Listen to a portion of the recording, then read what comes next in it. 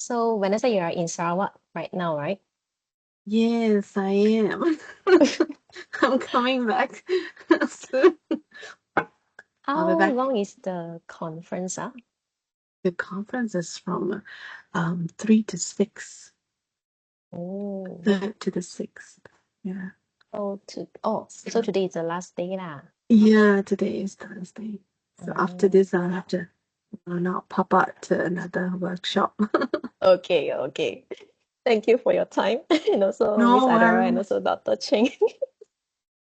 It's nice Hi, to see Miss you guys. Susie. Good morning. All right. Shall we wait for another 5 minutes or we can start? Up to you. Up to me. I think since everyone's time is precious, because I know that School of Engineering also like organizing Lego today, right, Dr. Cheng? Ah, Oh, yeah. Starting from today, Ah, no competition yet. Yeah, the mm, competition will start tomorrow and Sunday. So all of us have to work over the weekend. okay, all right, okay lah then. So let's start lah. Okay, so good morning, everyone. So let me just share my screen.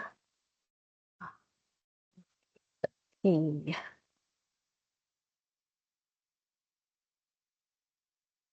Yep. So, thank you for joining us today. So today our session is on exploring teaching and learning in higher education. But before we start, I know that everyone just like finished marking on the last semester finals. So I'd like to know what's your go-to snack or beverage while you are marking the papers, yeah, during the finals or assessment. Yeah, you can scan this QR code and let me know.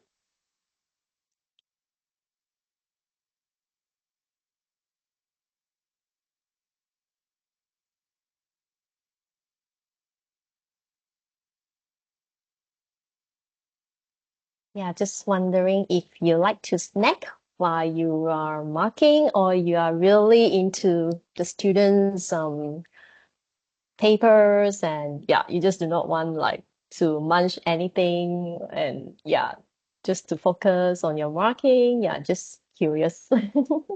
Nothing. Okay, all right.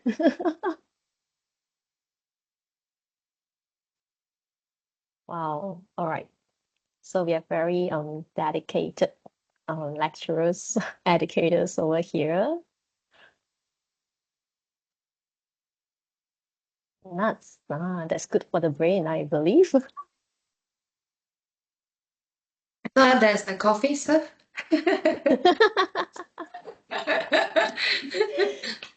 Okay, all right. Crisp Virtual Western coffee. virgin coffee. Okay, all right. Air ketum. What is air ketum? Okay, everything within radius. All right, so whatever that you can grab the snack. So I believe your table is full of good stuff to get things to munch. All right. I was asking because I thought that because today we would like to have a much relaxed section. So yeah, since I have a cup of coffee, so I thought that everyone you all should also like feel relaxed and have things that you will want to munch on. All right. Okay. So thank you. Oh, I saw Dr. Ching's one. Okay. So yep. So for today, as I mentioned, the main goal is actually to keep things casual and that we feel relaxed to chat about our teaching experiences as well as the challenges that we have during lecturing. And also, we have our three award-winning educators with us today to share with us about the approaches on how they engage with the student and support the student. And of course, nowadays we were talking about this AI and how these digital tools actually are transforming our ways of teaching, and so that we can learn from each other. And lastly, it's about on the professional growth and development that we can use, all right, as educator. All right.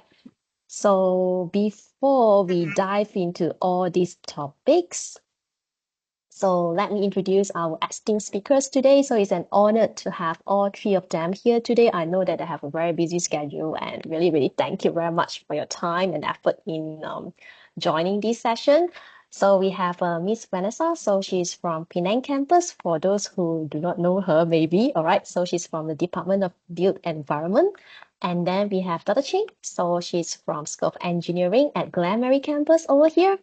And last but not least, our dearest Aidora. All right, so she's from School of Computing and also from here at Glenmary campus. And maybe let's take a little moment to get to know three of you a little bit more. So I would like to know about like your academic background as well as the course or program that you are teaching, and maybe also your area of focus or your expertise in your teaching area. So maybe we can start with Miss Vanessa. Over to you. Hi guys, morning. Hello. Can you hear me? Yep, very clear. Crispy clear. Okay, good. All right, good morning. Some of you may know me, some of you may not know me. I'm from Georgetown campus and Buttercorn side. Yeah. I'm actually the current head of built environment. And before this, started off as a designer and then by nature somehow got into teaching. And then I've Mm, stuck to it for about 10 years now, more than 10 wow. years Mm, teaching in built environment and also interior architecture, interior design. So my approach or the classes that I've been teaching mostly are design based, okay, mm, very conceptual, all right, and I'll mm-hmm, also teach towards the final years so that I can slowly mm. mold them up to be these students that are industry ready as well. Oh. Yeah. So my classes range from, critical thinking all the way Mm, to final year projects, to commercial mm-hmm. design, to heritage design, and so on and so forth. So later on, when I'm presenting, you'll also see a little unorthodox way of teaching and methods that I'm not saying that you should follow it, but you can Yep, definitely yep. try it and see how it works. Well, Oh, that's a right. little bit about me, and I'll give the Okay. rest of them to share. Thank you, Miss Vanessa. I will not interview you more because for the Do. next, yeah, key topic area, then we will get to know a bit more about how your teaching practices are. So next, maybe we will have Dr. Cheng. Hi, good morning, everyone. Hello. I think I look at the participant list. I can see Dr. Tang, Wong, Julian Wong, and Susie, Hazim, some of the names that I know, Kuli Jing also. Okay, good morning, everyone. I am Cheng. Okay, I'm from the School of Engineering. Okay, I'm a lecturer that teach because uh, my first degree is in Bachelor of Science in Physics. Mm, So I teach most of the physics related subjects in the School of mm-hmm, Engineering. For mm, example, optoelectronics, electromagnetic wave theory, fundamental of physics, okay, this kind of topic. So okay. I'm also a program leader for the Mm-hmm. Foundations in Engineering program. I Yeah, see. so very happy to meet all of you here and especially Dr. Alicia, thank you for the opportunity. 我去一边听。Thank you, Yeah, thank I'm you. actually not a Uh, teaching expert. So uh, I believe all of you here are mm, experienced teachers and educators. ayo, Dr. Uh, Cheng, you are so humble. no, I'm Well, really humbled to have this opportunity just to share a little bit of my experience and also try to learn from all of you. Yeah, oh, all right. yeah. Okay, Thank so you. besides teaching, I think we also need to do some research, part of the KPI. Yeah, so my research area is in photonics, okay, using electronics to control the light. Okay, basically Mm. I'm working with optical fiber. Yeah, generate using optical fiber to generate laser. Oh, Yeah. right. Okay. Yeah, So okay, we that have that is what I'm working on all right. currently. Yeah. Okay. So yeah, I think maybe the remaining I will talk later. Okay, all right. So we will keep the juicy one at the back. All right. All right. Thank Okay, you, thank you, Dr. thank you. Cheng. Thank you All right, all. next will be Miss Aidora. Hi, Assalamualaikum and good morning. Can you guys hear me? Yep. Yes. Okay. So thank you, Dr. Alicia and TLC for inviting me to be a part of this coffee chat. I think Dr. Alicia knows that I think the past few months have been a little bit difficult for me, and to the point where this coffee chat was supposed to be held a lot Yep. earlier. Right? Yes, yes, yes. So glad to say that things have settled down now. And Glad to hear that. yeah. So, anyways, for those who don't know who I am, I'm one of the computing lecturers under the School of Computing and Creative Media. When a stranger asks me what do I do, and I tell them, oh, I'm a lecturer, or I say I'm a teacher, and then they ask, what do you teach? And I like to answer, oh, I teach people how to hack. So I normally start off like that, because sometimes if I actually give the formal definition of what I teach, it sounds a little bit dry, right? So normally I start off like that, and they'll go like, what you teach people how to hack? And then I say, no, okay, I teach cybersecurity. That kind of that line in computer science. As you know, cybersecurity, cyber forensics, this is actually something that developed recently, I mean, in the past 10, 15, 20 years, like that. So it's not, so I'm quite old. When I graduated, there was no such thing as cybersecurity. There's no such thing as cyber forensics. I mean, as a student, you just studied computer science, and then you major in something boring like networking or programming, right? So that was my start. I am purely computer science. So my master's degree was in computer science, and I majored in networking. And then I did my master's IT in business. But again, I looked at the technical side. Again, networking. So how did I get from networking to cybersecurity? I'll be honest. It was it started off as a means for me to be able to continue teaching. All right. So in the early 2000s, people started to look into security, look into this new area of computer science technology. So at that time, the Malaysian government also wanted the universities in Malaysia to also start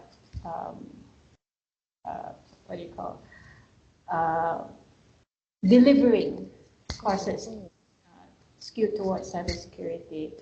So as a means to be able to survive as a teacher, because whoever was teaching at that time, we didn't have that kind of background, so we had to go for training, we had to go for certification. So I kind of volunteered, okay, I'll go and learn this new area, and then did all the certification, learn, and then now this is what I teach.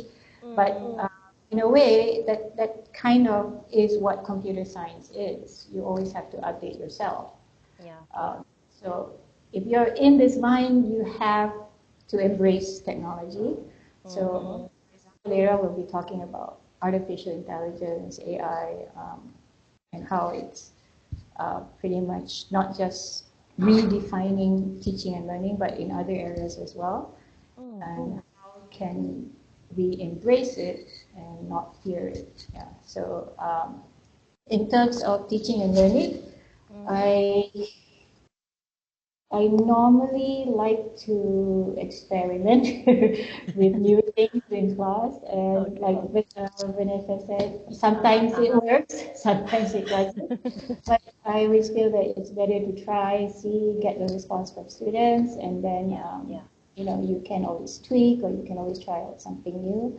So later on, I think not just the three of us, I'm pretty sure Felicia, you've got things you can share as well. And of course, the participants, anytime, please let us know, share with us, because there's so many tools, technologies out there.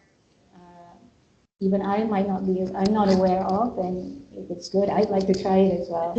So I hope we can share ideas and then learn from each other this morning. Okay, thank you. All right, thank you very much, Miss Aidora. So, I think it's good that today we have like all of you that is from like different field or area, so that we can see like in built environment, like much more in design, like how we can do things, and also engineering is much more into science, and also like Miss Aidora, you're from computing, that is like so in trend kind of thing right now. So yeah, it's really an eye-opening session for us today, and also. Today, the coffee chat, I think, is much more about not to find the yes or the right answer, but as what you have mentioned, Ms. Aidora, and also the rest of the speakers, that it's a learning platform for us to share ideas and to learn from each other. Yeah. Okay. All right. So this is the 6 key areas that we are going to discuss and that we will hear from our esteemed speakers on their thoughts on these 6 areas. So let's go into the first area. The first topic for today is about general teaching approaches. So we know that everyone have your own unique style of teaching and also your philosophy, and it's so dynamic. Yeah. So, yep, just want to ask the participants over here. And yes, if you have any like ideas or questions, or you just want to pop in your thoughts, feel free to put it at the chat box over there so that, yeah, when I have time, I will have a look on that. Okay. So when it comes to teaching success, what do you think is the most important factor? All right. Is it about engaging students in innovative ways? All right. So you feel that when students able to be engaged with you in some innovative ways, then you feel that, yes, that's a success in my teaching, or your students can able to achieve strong academic results, or you can prepare the students for real world challenges, or you can teach them like in balancing theory with practical application, or just a second, yeah, I'm just finding my my mouse. All right. Okay, so that's like 4 over here. Yeah, so yeah, scan the QR code and you can let us know. Yeah. So what do you think is most important factor when it comes to teaching success in your definition?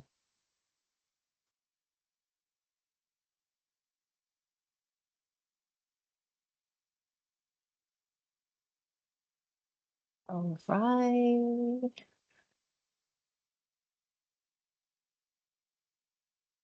Okay. So we have 5 answers right now.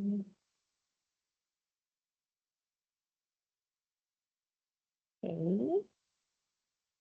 Maybe I'll just give another 1 more minute for those who would like to put in your thoughts to us to let us know about like, yeah, of course, maybe if you have like other thoughts apart from these options, yeah, you can just put it at the chat box over there.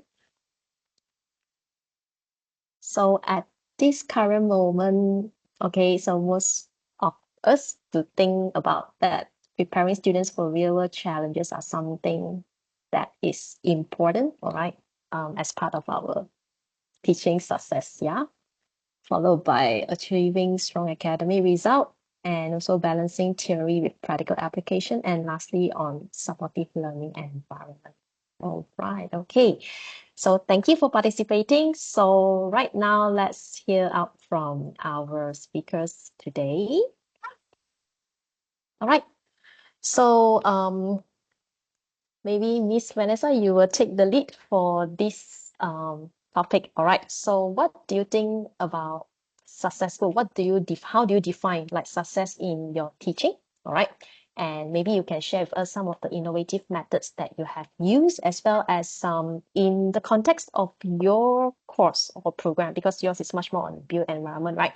Yeah, so how do you actually balance the theory and practical application so that the students are prepared to go out when, yeah, for their career up when they are graduating? Yes. Okay, awesome. If you don't Oh, mind, yeah, I need to stop sharing, right? I would like to share a Yeah, little sure. something. Mm, Let me see, what is this?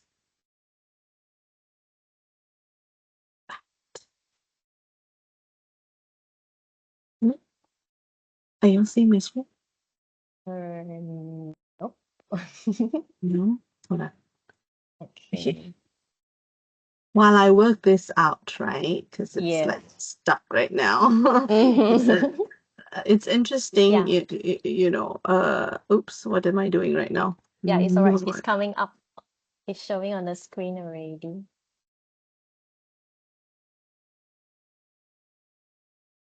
you should be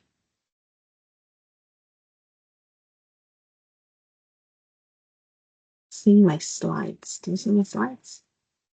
There's like this image that is Okay. supposed to be Yep. printed. You see that image? Yes. Awesome. So, how many, before we delve into the questions of teaching and, you know, approaches and so on, Mm. how many of you can resonate with that image that is shown to you on the slide? Multitasking. Yes, as a lecturer, teacher, or whatever, Mm, right? We are constantly multitasking, and I really like the fact that Mark Friskins here, he sort of elaborated in this image of shaping tech for the classroom. You know, we mm-hmm, have the old ways and how doing old things in mm-hmm, new ways, and how do we sort of engage in these elements and make it worthwhile for us, right? mm, As lecturers, teachers, and so on and so forth. And I think later on I'll also elaborate more on that work co-worker, co-collaboration, and so on. mm-hmm, Because everything works in together.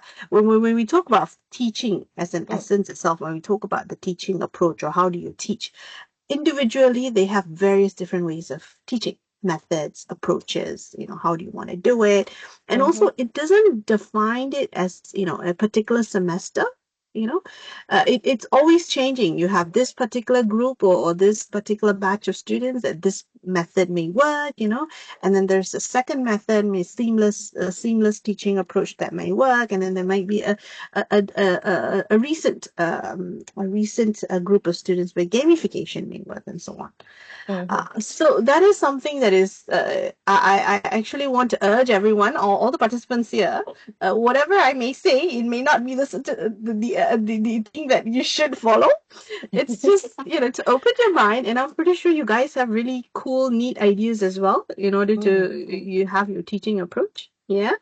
All right. mm, So the first measure, like when we look into in the institute level, you know, how do we measure if you are if your teaching is successful, you know, or mm, if you are sort of engaging with the students and so on. So when you look at the institute level, you see, okay, you look at student satisfaction, right? This is the currently mm-hmm. happening. So okay, you know, how many what's the Score. rating and so Yeah. on, scores and stuff like that. And then you look at attendance rate. Okay, this class, look, all of the students are coming. Oh no, what happened? This fella, one class, one, two, three students. So we kind of, you know, we measure it in an institute level. We measure it, you know, with student satisfaction, attendance rate, and then of course gain exam scores, right? You know, Mm, which courses that get 100% where students are all passing, and then which courses where you are where there are students constantly failing and so on. mm, So these are currently what are the approach that we sort of look into, especially with the teaching surveys that we constantly have. But you know, being on both sides, being a lecturer as well as now the head, and then looking at all the surveys, and I'm like, no, that's not right. You know, I want you to mm, justify, right? So it is interesting to find out that the students' learning approach, the outcome, how they achieve. You know, mm, to me, when I look into the success of teaching mm, as an individual, and also as an institute is completely different. As an individual, I see it as, okay, you have good students, you have the mediocre students, and you have the weak students. The idea here is, how do we engage all these three different levels of students, Yeah. into reaching or into giving that learning outcome that they are able to sort of absorb, and later on maybe do it in their own way, right? So in order to do that, it is essential that you give them the real world situation, real life situation, scenarios. And I'm pretty sure many lecturers are doing it as well. And then you want to specify these particular achievements and so on, learning objectives. How do you particularly specify the learning objectives and things like that, right? So that is sort of important, especially the fact that we're juggling so many things, right? Yep. In built environment itself, I tell this, I tell my lecturers, I tell them, look, scores is one side, okay, but you want to know, you are this expert in teaching. You are the expert in whatever course that you are teaching. You must make sure that you combine besides just the traditional conventional lectures, tutorials, studio, you also want to give them a little site visit, immerse the students in experience, student-centered experience. Make sure you understand that, okay, these are certain pedagogy knowledge that you want to use. You want to understand the content knowledge as well. And then you implement technology knowledge, technological elements into this in order to come up with your brief, your teaching instructions, so on and so forth. So that is one of those things that is very essential when it comes to how you define it, right? And then looking back on methods, right? So I have a lot of methods in the fact that I have students that are weak, and then I have students that, Miss, I don't want to study. I just want to give me something simple. I just want to pass and go through it, and that's it. Because our subject is very design based, Yeah. very, very creative in a sense that, and sometimes you may design something, and the external assessors may not like it. It's like art. It's very subjective. So the idea of this is to get students to justify why they do what they do, right? So in order to do that, they have to know the fundamental knowledge, right? And in order for them to sort of relate with that knowledge, you want to make it exciting in class, adapting adversity, creative enhancement method. So I sort of I sort of said, look, guys, the ones that are weak, come ahead, let's go online, wherever you are, doesn't matter, let's play a game. So I have like Jeopardy. I don't know if you guys know Jeopardy or not. Do you all know Jeopardy? I've not No? heard of. So, Oh, Miss uh, Aidora, no. Aidora knows? Oh, yes. Yeah. So do you like that, Aidora? Maybe you can, voice out. I use Jeopardy in class as well. Yeah, because I find it They so can interesting. choose the amount that they want. Usually, the higher the amount, the more difficult the question. But Yes, yes. And then I tell them, look, allocate each other. Yeah. whoever is the winner for that, and I tell them, look, whoever gets the winner, I will probably, give you a little prize, or maybe towards the end of the semester, you might need a little push, of grade in order for you to get a different grade. So this is very useful. So this is part of the internal class. So especially when it comes to history, like not everyone is, it's going to be versatile or understand history of architecture and so on. So I have students who come from a range of completely Chinese based, and then language is such a barrier, right? And then I have students who are really good, and then they sort of understand and can relate to all this.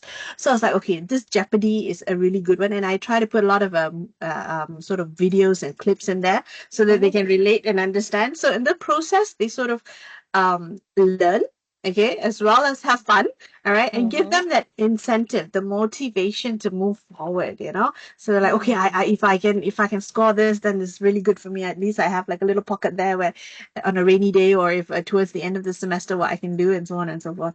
So that is one of the methods that I use. Besides that, I also have like seamless learning and crossover learning, and then during seamless learning, what happens is, design is something where you are creating a body of work, and then you want to justify it. Sometimes you justify it through your peers. Sometimes there is a need to justify it in a bigger audience, right? So I tell them, look, put those body of work in Jamboard, all right, and then invite a few people over from different schools, or even different your friends who are in different universities and so on. Invite them over, and then let them crit, because this is coming from a different perspective, not from students who are from design base. These are coming from students from all over, right? So then that creates a sort of technologically engaged, seamless learning, in the classroom itself, through discussions and so on and so forth. Yeah, so that is sort of a few things besides Jeopardy, and I also use Edpuzzle. So it's not like, okay, today I'm using Jeopardy, tomorrow I'm using Edpuzzle. The students are going to get frustrated when you use too many gamifications and too many technological aspects of it. So it is very essential that you have to identify the groups, the groups that need help, and how can you approach them, and what is the best method to put it, right? And then when it looks, especially for the design degree students, right, innovative teaching methods, what I do to engage the learning outcome is I have them go through this experiential learning assessment method, where you give them one activity, and through this you sort of diverging them, and then you're getting the students to go to the site, better understand the environment, and then try to brainstorm individually, and also come back with informations that are culturally related. And then once that happens, you reflect on the observations, all right? And then after that, you sort of you think and you watch, you observe what's happening around, and you watch how people are relating to that particular site. Where do they go? What is the emotions, or what is the not emotions, because emotion is something that you can't see unless you go and talk to them, right? What is the observation, basically, conditional structure wise, all right, and also behavioral wise, right? And then they come back, and then they try to converge their learning ideas and theories, and ask what are the challenges that they see, and then come up with their decision making. And then of course we have assessors that come, okay, the assessors that come and talk to you and gives you hands-on feedbacks, okay, accommodation learning style that depends on particular reasoning and experiential approach that goes through. So this is one of those things that I do for my degree students, as well as urging them to have reflective journals, and then urging them to have observational methods, because design is basically how you observe, and how do you find that problem, and then create a solution for it, right? So that is sort of the general teaching approach. I hope I've covered your 3 questions. Definitely. And maybe a And little bit on the other key areas. Yeah. So yeah, later we will since today yes. we're going to have a relaxed chat. So yeah. So, Okay. so basically, this is how it is, the general teaching approach, and also how you define success of teaching. To me, I get this euphoria when a student comes back after wants to finish the degree, or finish the diploma. As a student comes back and say, "Miss, now I understand why you tell me to do this, and why you tell me to do that." I was like, thank you. So now I feel a little bit better. It's not like you have to give much. You just need to know. I just need to know that, okay, you can apply this knowledge somewhere, and it's helping you develop. Because essentially, as educators, we are helping develop the future generation. Yep. Yeah. So that's just sharing on my side. Thank you so All much. right. Thank you, Vanessa. Yeah, it's always like that students will not know at the point, but after like they have their experience, they get to know about it, and then they value it. Yes, definitely. Yeah, so the value aspect, with I'm pretty sure all the lecturers here have the same feeling when they come back, and it's like, oh, I understand. I was like, oh, thank God, I did something right. All right, thank you. So, Dr. Cheng, you have something to add on for this part? Yeah. Okay, very interesting, Mm, Vanessa. I think for from School of Engineering, we are more looking at the numbers. Okay, so first, okay, first let me show you my slide. Okay. Okay, so to answer your the question just now, how we define successful teaching at an institution, right? So I think we can look at the two indicators. Okay, so the first indicators is the students' learning outcome attainment. Okay, yeah, so engineering, we are looking at the numbers. So like for examples, we need to have 50%, okay, of the students achieve at least 50% in each course learning outcome. Okay, so like for example here, right, this is the blueprint like for at institutional level. Okay, we have university visions and institution missions. So this is our university vision and missions. And then under the university, we have various programs. And then each of the programs, they will have their own program educational outcome and also the program learning outcomes. Okay, and then each program here then will have their subject. They will have several subjects. And then each of the subjects, they also have their own course learning outcome. So usually it's about 3 to 4 learning outcomes. So we are using, in the university, we are using our in-house OBE tools. I think, yeah, this one look familiar, right? Yes. I believe everyone are using this. Okay.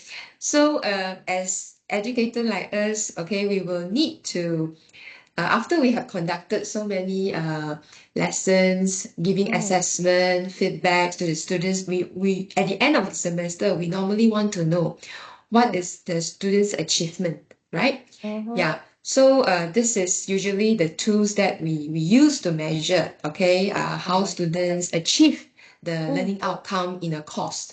Okay. So so we will set. So normally we will do the assessment mapping. So we will set the assessment according to the course learning outcome, okay, that we want the students to achieve. Okay. So then in the template, so usually we will see, we'll key in the, after we are keying the students' marks, then we will see the students' individual students' achievements. Okay. So by looking at the numbers, okay, we can actually know whether your students have achieved the learning outcome you want them to achieve. Yeah. So like this is the course learning outcome. And then at the other tab, I think you can also find the program learning outcome. Okay, so what are the program learning outcome that usually we want our students to achieve? Okay, so I think everyone are familiar with this. So for example, we want students to gain knowledge on a particular subject.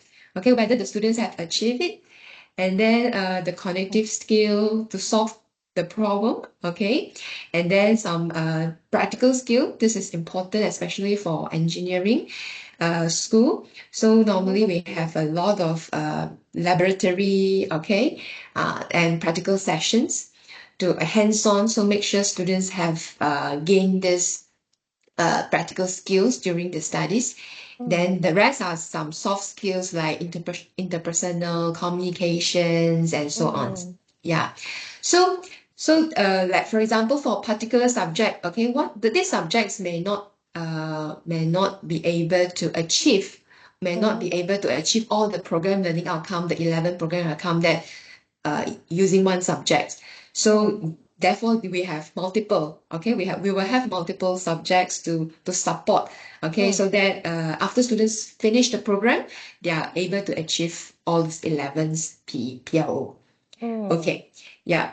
So in the School of Engineering, usually we will generate individual students' learning outcome achievement. Like for example, the template that I show you here. So it's all about numbers. So by looking at the numbers, we we will know whether the students is the strength, okay? The strength of the students. Like for example, the students is strong in, sorry, I can't see. It's okay.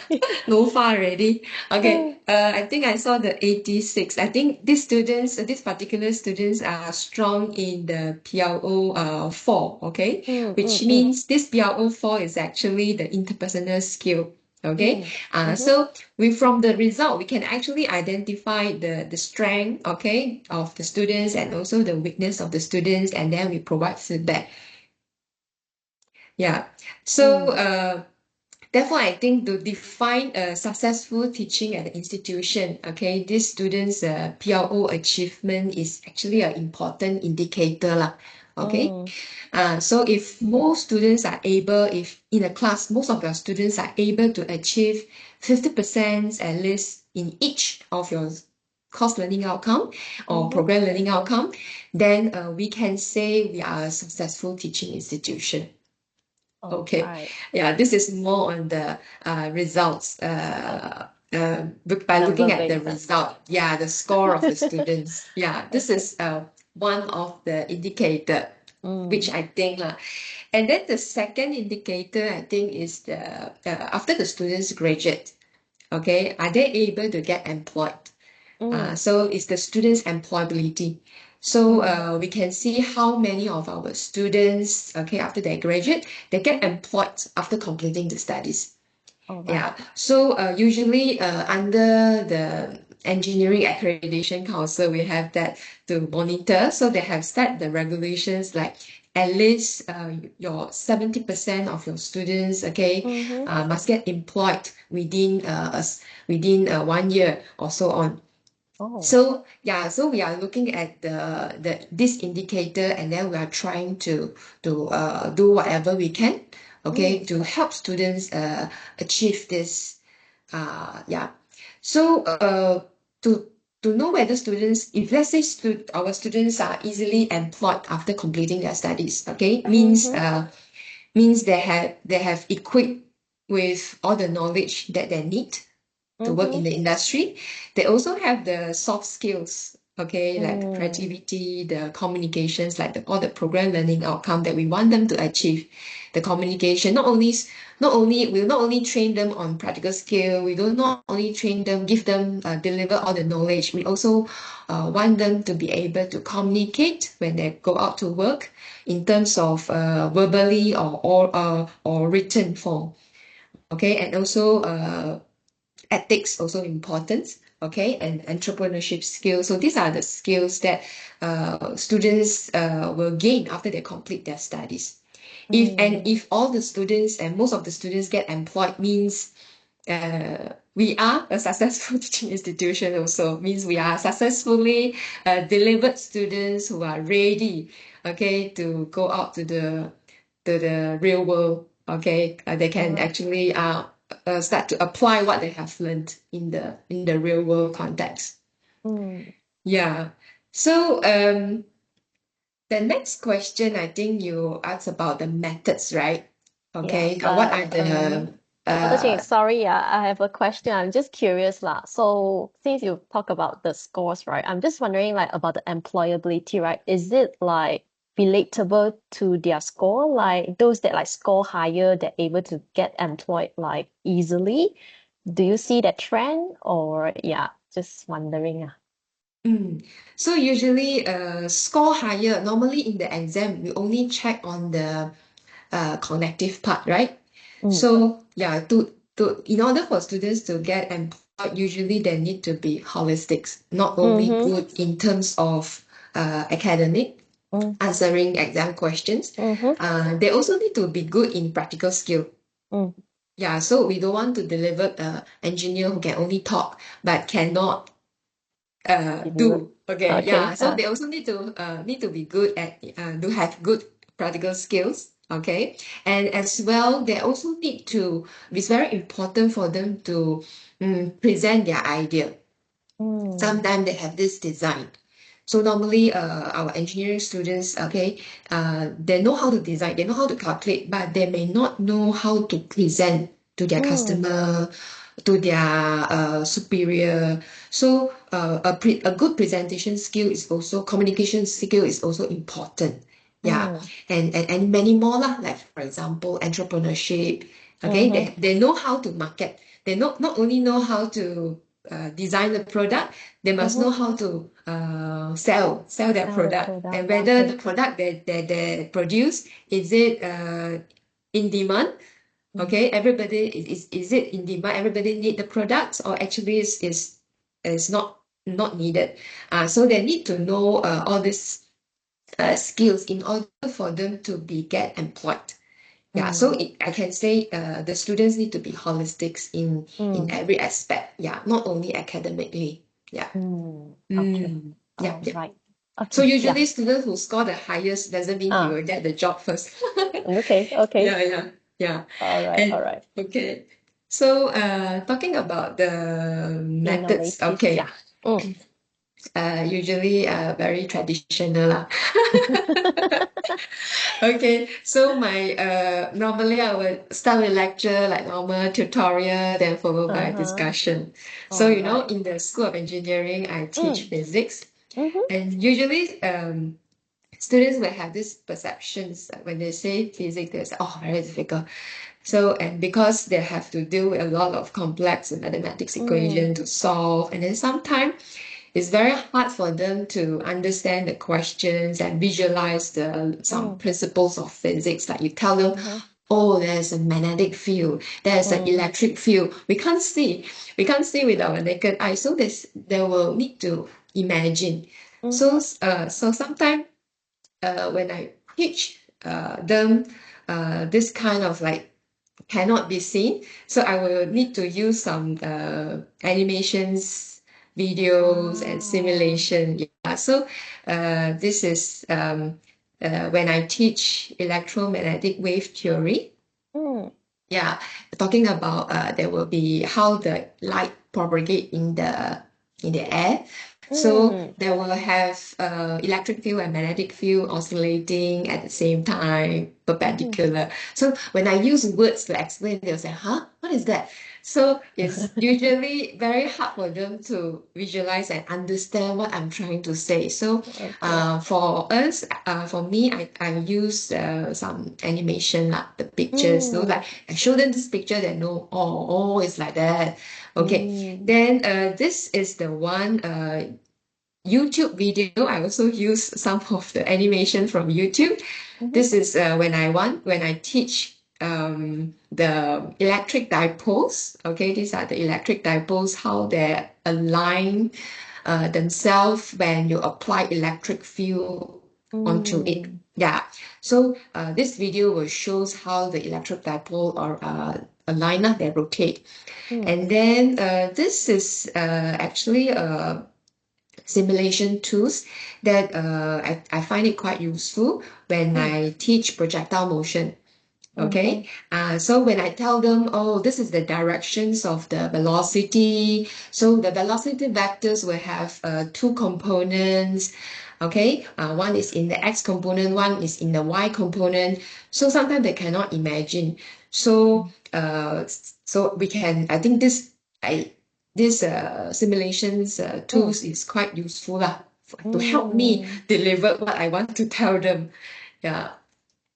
So this is usually what I use when I deliver my lessons. Okay, so to make my students understand. And then physics, usually we give them a lot of exercise. So very boring. So that they will need to calculate and then do it, and then they submit, right? All right. So I found that when they submit their answer, the answers are usually about the same. I think maybe they copy from each other.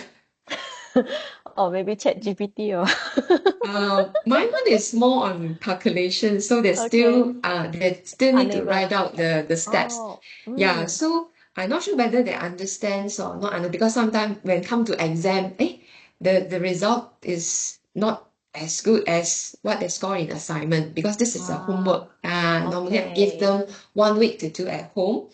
So they may copy from each other, or maybe they Google answer. I'm not sure. Mm. So it's very hard to know whether they achieve the learning outcome that I want them to know, okay, to learn. So therefore, I actually converted this assignment, written assignment, to peer teaching.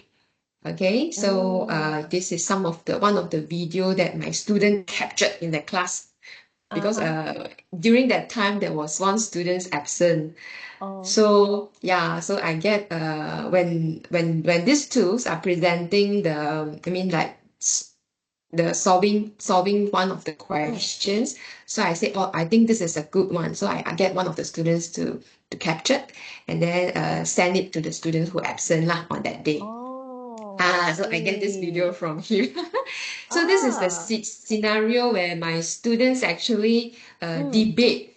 They actually, because these two, they have a different what they say, solution. Okay, they have different solution to solve the questions. So they are actually debating how to solve that question using his way and his way. Actually, both are correct lah.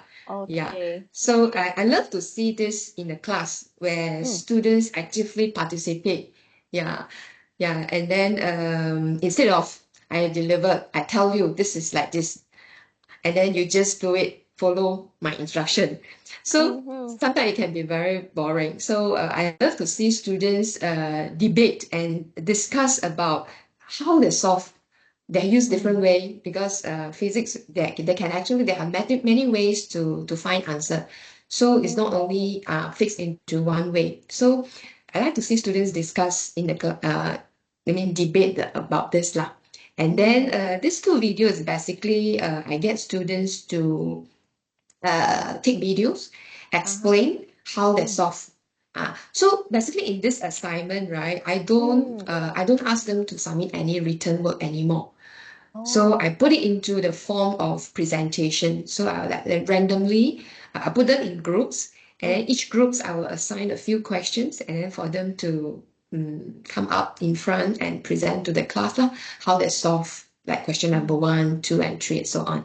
And then they can also take video, and then yes, post it into the maybe a platform, so every students will be able to access and watch. Yeah. So usually when I assign groups, right, there will be a leader. I will put a peer leader in each of the group. So the leader is my intention is to get the leader to teach the weak students. So normally, because they are in a group, that all of them have to perform. So now usually in order for them to score a better grades, they will need to have teamwork, make sure all the members are able to explain. So the peer leader will tends to like teach the poor students how to explain when I call them in front, something like that. So in a way, student learn better. I find students learn better from this method lah. Okay. And then this is one of the articles that talking about investigations of the effect of peer lead team leading model of a university exam achievement in general chemistry. So this is I captured their result lah. Actually, they do a research on this, and then I captured a result. I think the green one is the one that use the peer leading method. Okay, then the blue one is the normal traditional method lah. So they found that the lower achiever actually the result actually improve after they have tried this method. So for the lower achiever and moderate achiever lah, but higher achiever still the same. I don't know why the result drop a bit. There must be a reason on this lah. Okay. Yeah. Right. So and just now, then there's another one which I implement in the last year, September semester. I remember I teach kinematics. So I also like to experiment different methods. So I tried to bring superheroes into my kinematics class. So Alright. I have actually captured a video and to Mm, explain the teaching methods and okay. also getting some students' feedback lah. Mm. So it is actually a 5 minutes video. I'm not sure whether you are interested to watch. Interested. Yes. 5 minutes. Yep. Because this is I will. the video Uh, that got the Star Challenge Award last year. yes, yes. I think all of us will be interested to learn and to see as well. If you don't mind to share. Okay. Mm. Actually, I'm very shy to share also Don't be, don't be. okay, wait. Let me off my camera and No, I you share. shouldn't be shy. You should be proud. Yes. I cannot see myself in the video. Okay, No, it's wait. very interesting when you said peer assisted leader, because in design we also have something called PAL, peer assisted learning, where we put them in groups and then we get the weaker ones be mentored by the stronger ones, and then in a way, you know, they're not shy to ask questions, they debate it out, you know. And so it's the approachability of lecturer and student becomes different when it's the approachability of peer and peer. Yeah. Yeah. It's Okay, quite let's effective. watch the video. Okay. Just need to add that. Okay. Can y'all Yep. can y'all see? Yes. Yep. Okay. Favorite Marvel. Okay. I heard you can hear the Robin sound. Hood. No, this is. Okay, let me play. What is it? Can hear the sound. Yes. Okay.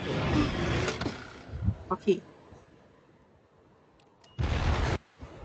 Do you know how fast the arrow is? Hi everyone, I'm Cheng. I'm a physics lecturer. Many students perceive physics as a difficult subject for various reasons.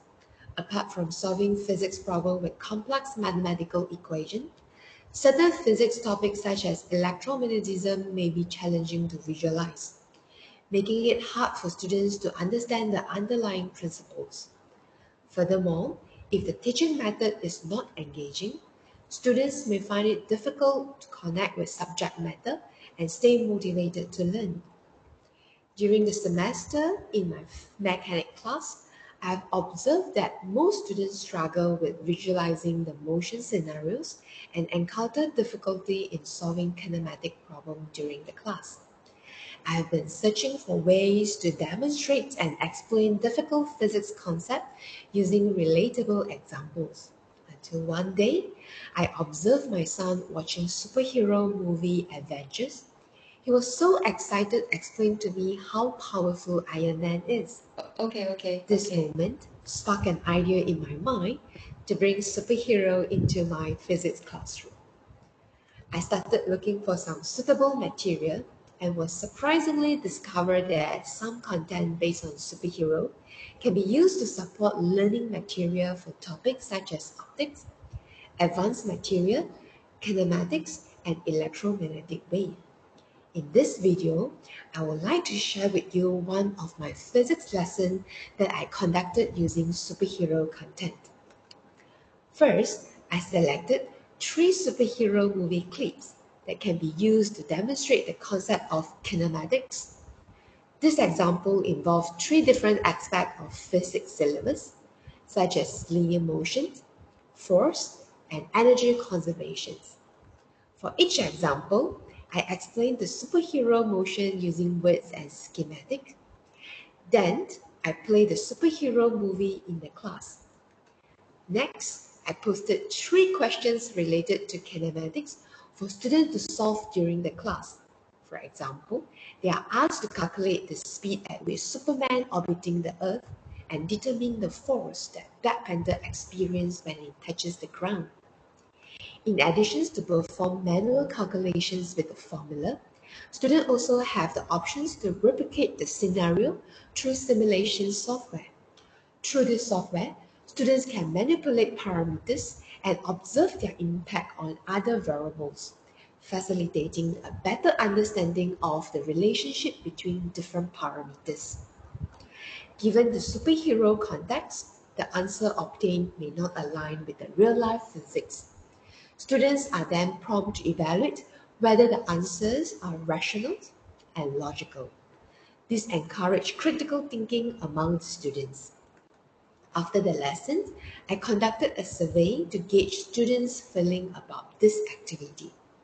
Survey's results indicate that most of the students enjoyed the class and found the session very interesting.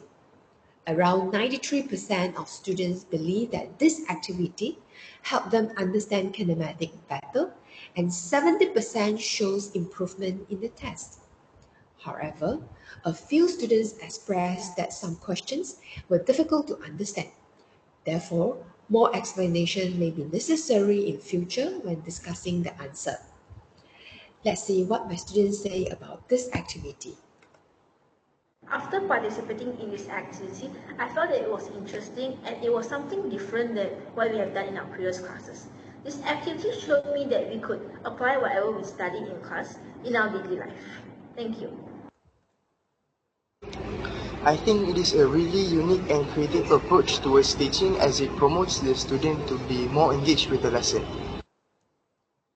Thanks, Mabel and Amiru. I believe the activity has successfully linked the principles of physics with superhero motion, effectively motivating the learning objective of the lesson.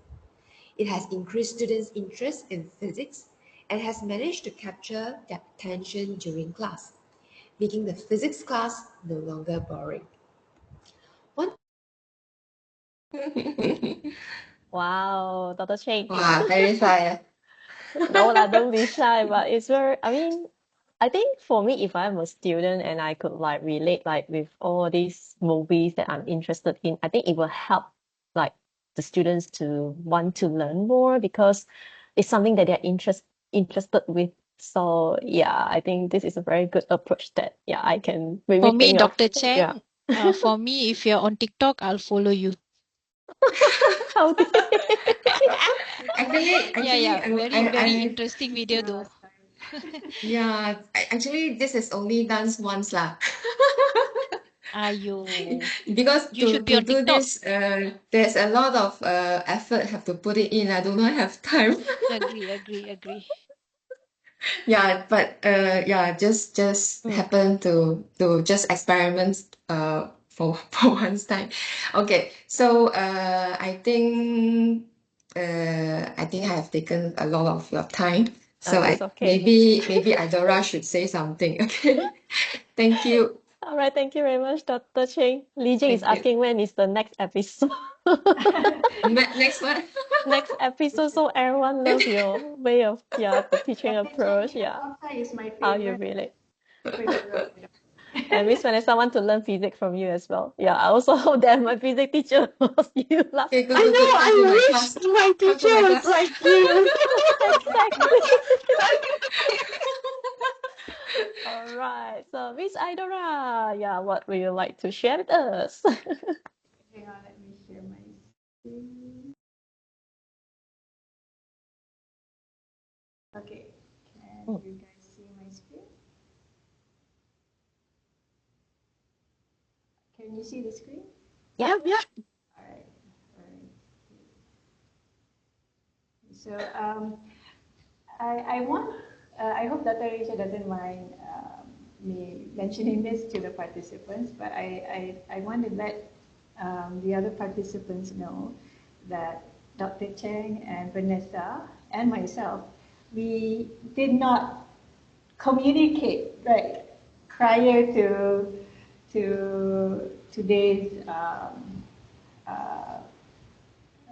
online coffee chat with you guys. But I find it very interesting and amazing how so far it's like everything is going, how do you say, it fits, everything seems to fit. So I'm for the first, under general teaching approaches, I'm the third speaker, and I kind of feel like, wow, this is just nice because I could just summarize, and so happens I put it like a summary after the other two ladies spoke. So I was thinking, wow, this is going great. So just wanted to let the others know that we didn't actually like meet up or even online or discuss anything. Yeah, we're Aidora, we you do know. learn a lot of AI tools from you. Yeah. Normally when you give a seminar, I will try to join because I can learn new gamification tools from you. Oh, thank you.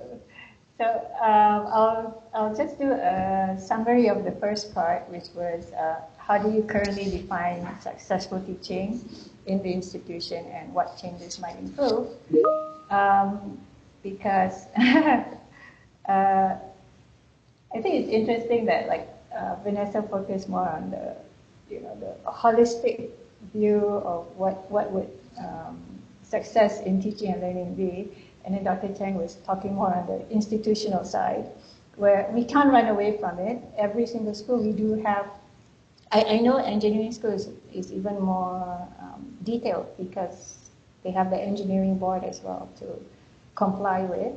But every school, I believe, we do have to follow OATs, right? And then the learning outcomes, program learning outcomes, course learning outcomes, and that's pretty much standard. So yeah, we can't run away from success being determined by whether the students met the learning outcomes or not.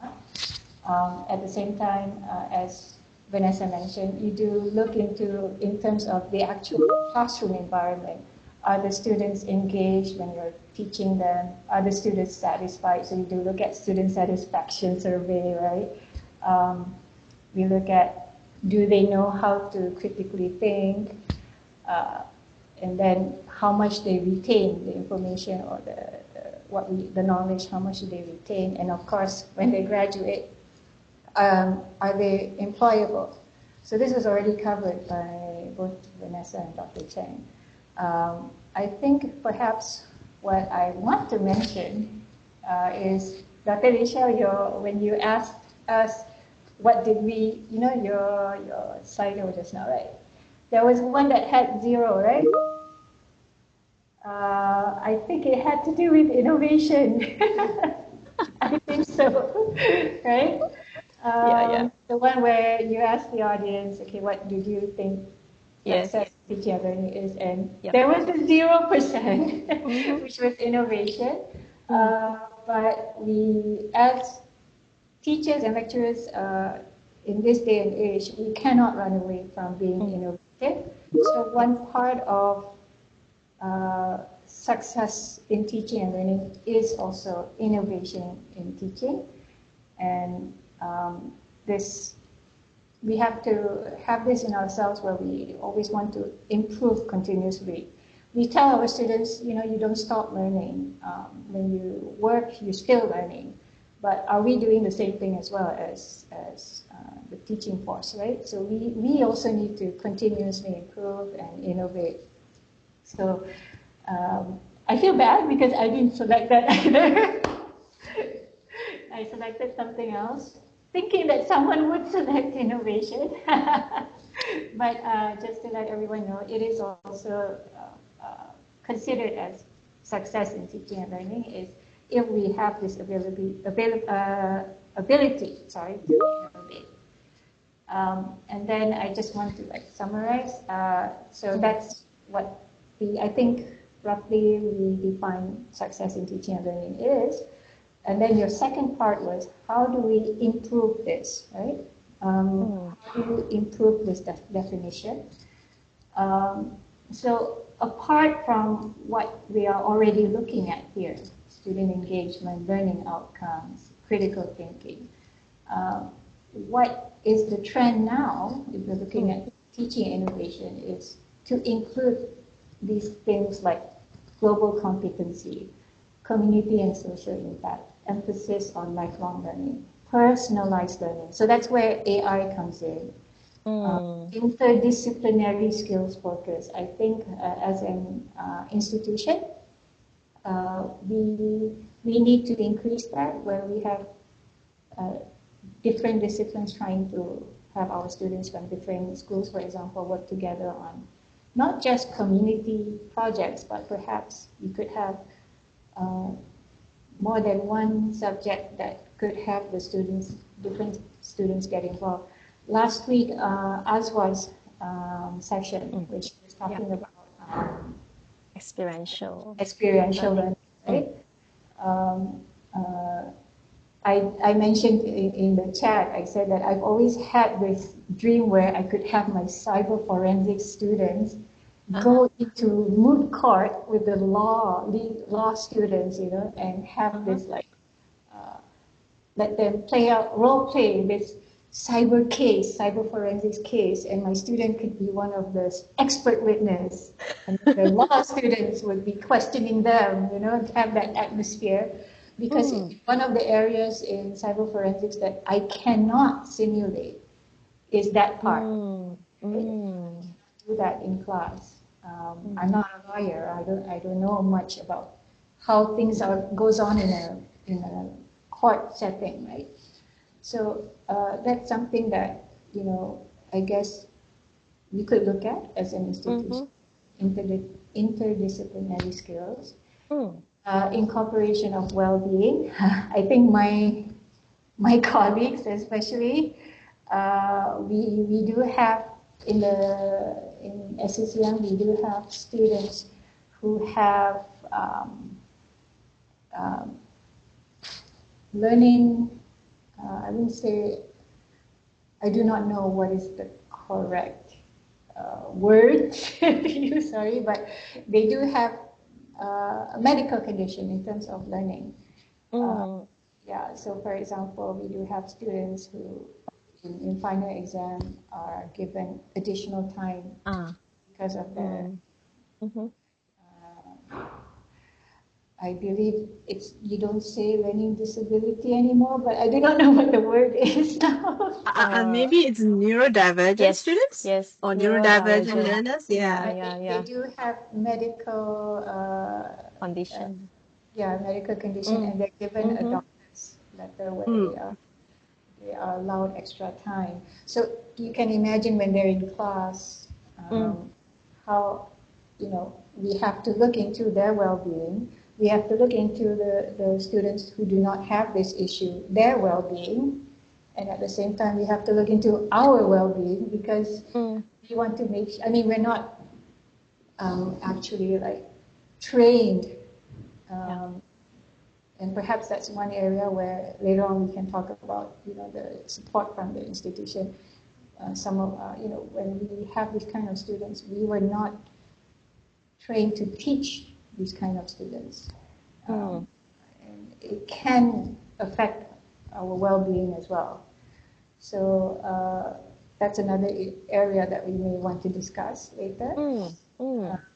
And something called structured feedback loops. So this is something where it's more of like you always need to give feedback to students, but you also need at an institutional level to make sure that this is something that is in place, and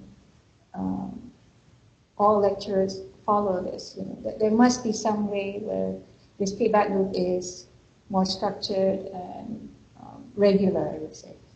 And of course, ethical and moral development.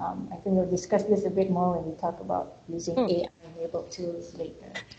But pretty much it's like this. We know what we define as success is, but how to improve, we need to look at what's the trend that's going on now. And these are some of the trends that we need to look at these and incorporate into student engagement, employability, the learning outcomes, retention, innovation in teaching. So that's more of a summary, because Vanessa and Dr. Cheng did a really good job on that part. I'm just going to summarize. So the second part was, I think, what are some innovative teaching methods that you've tried and how they have impacted student engagement and learning outcomes.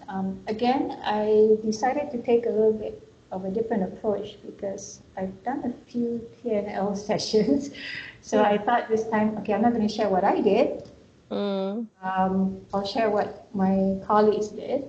I will share maybe one or two that I've done, but these are some of the, so I asked my colleagues, and these are some of the things that they did in class. So of course, being computer science, we have programming subjects.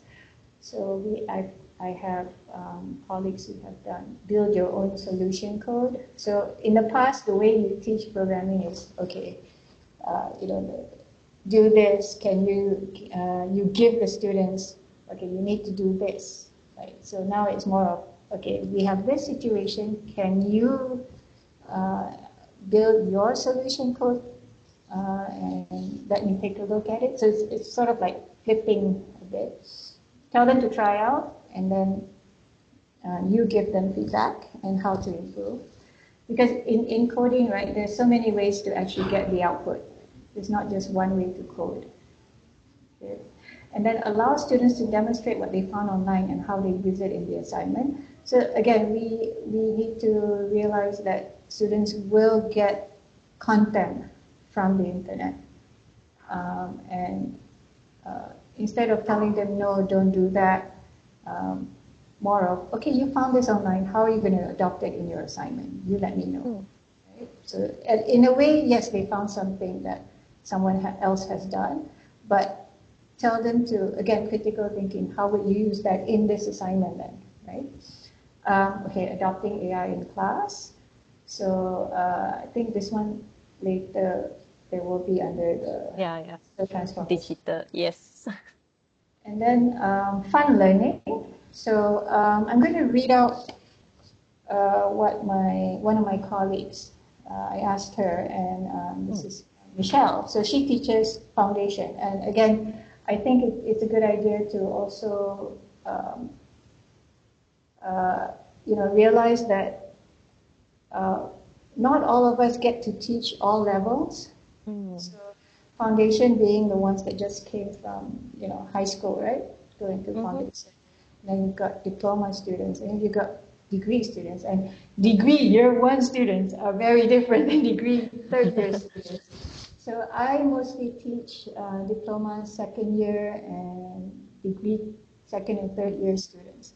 So I asked Michelle, because she teaches foundation. So I wanted to know, what do they do at the foundation level? So she says, this is what she said: I've noticed that students these days, they learn differently. Prior to these few years, the students are okay writing down their work. So in other words, written work like essays and so forth. Now, however, they need a symbiotic relationship with their lecturers. They want their lecturers to relate to them, form a connection with them. Now I incorporate fun stuff and remove written work as tutorial. Now we play games like Werewolf for her sociology class, charades for communication, teach non-verbal cues, and etc. For research methods, to teach them boring stuff like mean, median, and mode, and also to teach them about searching for a pattern, I get them to do a survey on their classmates, collect data, and interpret the data to search for a pattern. So this exercise teaches them the concept of surveys, trains them to search for patterns, and gets them to know their classmates better. So this is one of the things that my colleagues have done as well. And then this is something that I did, so I will share one thing, which is no slides lecture. Actually, I'm doing it now. So what you see here is Microsoft Whiteboard. Now, I do this for all my classes now. So when I have a lecture in class, I do not show slides anymore. The students do have the slides. So don't get me wrong. As you know, there are still things that, traditional things that we still need to have in place. We cannot run away. So I do have slides. So for example, I do have all the materials on open learning, which is the LMS that we have to use. But as you can see, I try to jazz it up a bit. So for extra hacking, try to put something that looks more like hacking color, that's a bit darker, and then incorporate videos in there as well. But for all my lectures, I use Whiteboard instead, Microsoft Whiteboard. I told Dr. Alicia the story behind this.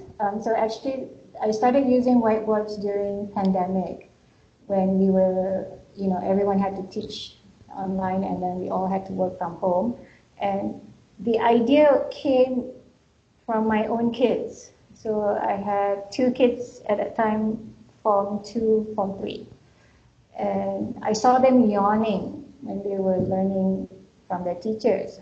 And then after their class finished, I asked them, okay, why were you yawning? Are you tired? Did you get enough sleep? And then they were saying, no, it's boring. Slides are so boring. And then I was thinking, okay, these are kids saying that slides are boring. And then I told them, but your lecture slides, they're actually, interactive. It's not the text, the old school text-based slides. But they were still saying, no, but it's the same thing. So they saw something which was just a repetition. So I thought, okay, let me try out using whiteboard instead. So it's more of like a mind map. It's very, it can be structured and it can also be unstructured, right? So everything is on one whiteboard.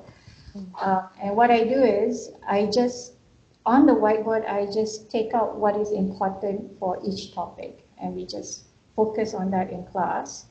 You only have about up to 2 hours to go through a lecture anyways, right? And it's actually less than that because you got to give breaks. And I tell the students additional information, additional reading or additional stuff you can get from the actual PowerPoint slides.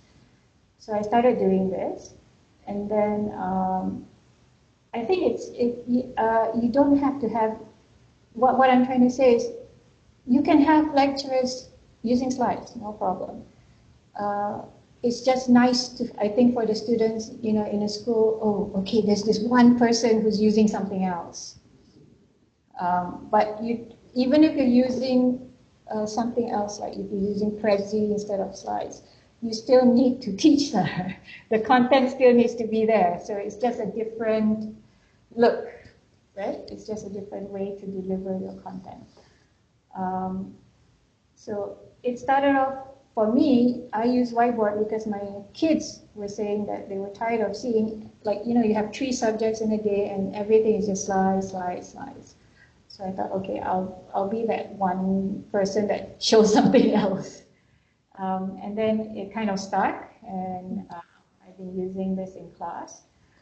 And whiteboard, as you can see, you can add links as well. They have their own features, like you can put post-it notes. So these post-it notes, you can have links that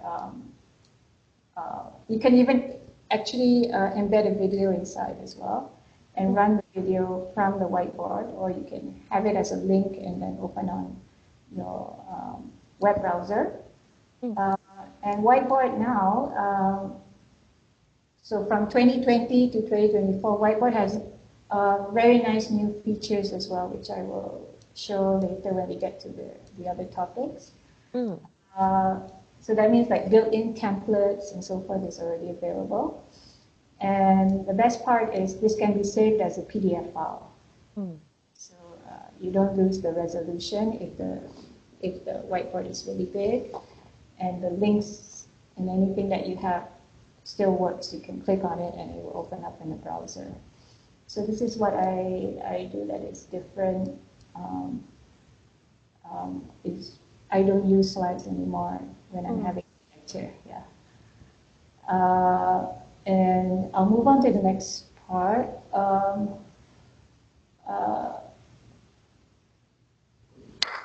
think I'll share one more thing because I did bring this up. So we are also tied down to the fact that we have to use the open learning, right? As the LMS. So like I said, no matter how we personally feel about certain LMS, right? Learning management system platforms, whether you like it or not. For me, I've always been the type, okay, I may have preference for other LMS, but if this is what we have to use, then use it and I'll make it as best as I can. So you can just easily change the banner so that it looks to what the subject you want it to be, right? So this is ethical hacking and countermeasures. I also use our open learning platform. in one of the games that I play in class, which is missions games, so the students have to solve 5 missions, 1 mission per week, and then they post results on open learning. So for example, if you look at mission 2, you can see that I put in a side mission if they want extra points. So I think later we have a topic on assessment, right? Yeah. Yeah, so I'll revisit this, but just to show you that, this is what I use. You don't have to use, innovation does not have to be something totally new. You have this platform called Open Learning. You can use this platform to innovate as well. That's what I'm saying. Open Learning also has started to incorporate AI as well. So I've also used where you can auto-generate the content, right? You give keywords, you can auto-generate the content or activities that, like crossword and so forth, that can be done on Open Learning. So for those who have this fear of, I can't be learning something new all the time, it's time consuming, then use what you have. We have Open Learning, and there are some good things that are available on Open Learning itself. So anyway, I use this for the students to share their results, and also very simple, like any LMS, you have this section where they can discuss, right? So this discussion is here. So mission, like find out the name of and age of Mr. Khoo's wife. So status failed. But the point is, they tried, they attempted. I tell the students, you can fail the mission, but you cannot not attempt. You must try your best. So that is, we'll talk about it later in assessment. Yeah, but Mr. Khoo is always one of the targets. So when you see that students like this because they're like, oh, you did this, then they read, students writing, different students have different ways to write. And then also I find this missions game, one thing that I notice in terms of if we are talking about impacting student engagement, is that I always get, the very quiet, shy students in the beginning of the semester when I explain about what they need to do. They always come up to me and they tell me, I'm scared, I'm too shy, I cannot do it. I really, really can. I'm very introverted. So what I do is I just encourage them. Remember, I said it's for you to try. It's not about you must succeed, but I want you to try. So the idea is to get over that fear, but not to reprimand them if they fail the mission. So the idea is think of how can you try to do it. Attempt rather than not even attempt. So at the end of the semester, even actually by the second mission, their natural competitiveness comes out, right? And even the shy ones want to do well, want to I need to get some points. I need to be able to at least succeed in one mission. So in terms of engagement, so far when I do these missions, no student has not done a mission. So they find it fun. So those are some of the approaches that I do and my colleagues do. I think in other areas you'll see it as well. The other one is, I think the last part is how do we balance theory and practical application in our courses, right? So again, this is more focused on what School of Computing and Creative Media do. So in programming, I believe this was shared by Ms. Bridget. So she says when our students want to go and do internship, for example, or apply for a job, especially in the area of software development and programming, one of the things that is going to take place in that interview is programming questions. They're going to be asked coding. Yeah. So what Ms. Bridget does is she takes questions or assessment taken from these actual interview questions. Normally what companies would ask, right? And they're actually quite easily available online and get the students to try out, right? So they're prepared. So when they go for an interview, they know that these are the kind of questions that are going to be asked and they'll be able to answer. Of course, assignment, we try to reflect real world problems and challenges. That's very predominant when I teach cyber forensics. We have to take real world case studies, data sets, and have the students go through, reflect, as in go through the problems and challenges, and then it's actually part of the assessment as well. The more real world it is, the more, again, it goes back to employability. They need to know, what we teach is they're ready to work later. Competitions also help. Integrated projects, case studies, simulations, role playing. So one of them is that mission game. Something that I want to share is the last one, consultancy or freelance project. So this is something that Yijing and I actually, because we both teach cybersecurity. This is, is it the third or second year? I can't remember. I can't remember if it's the third year, we're into the third year or the second year. I think it's the second year, but we have actually provided pen testing services to an external company. Acknowledging.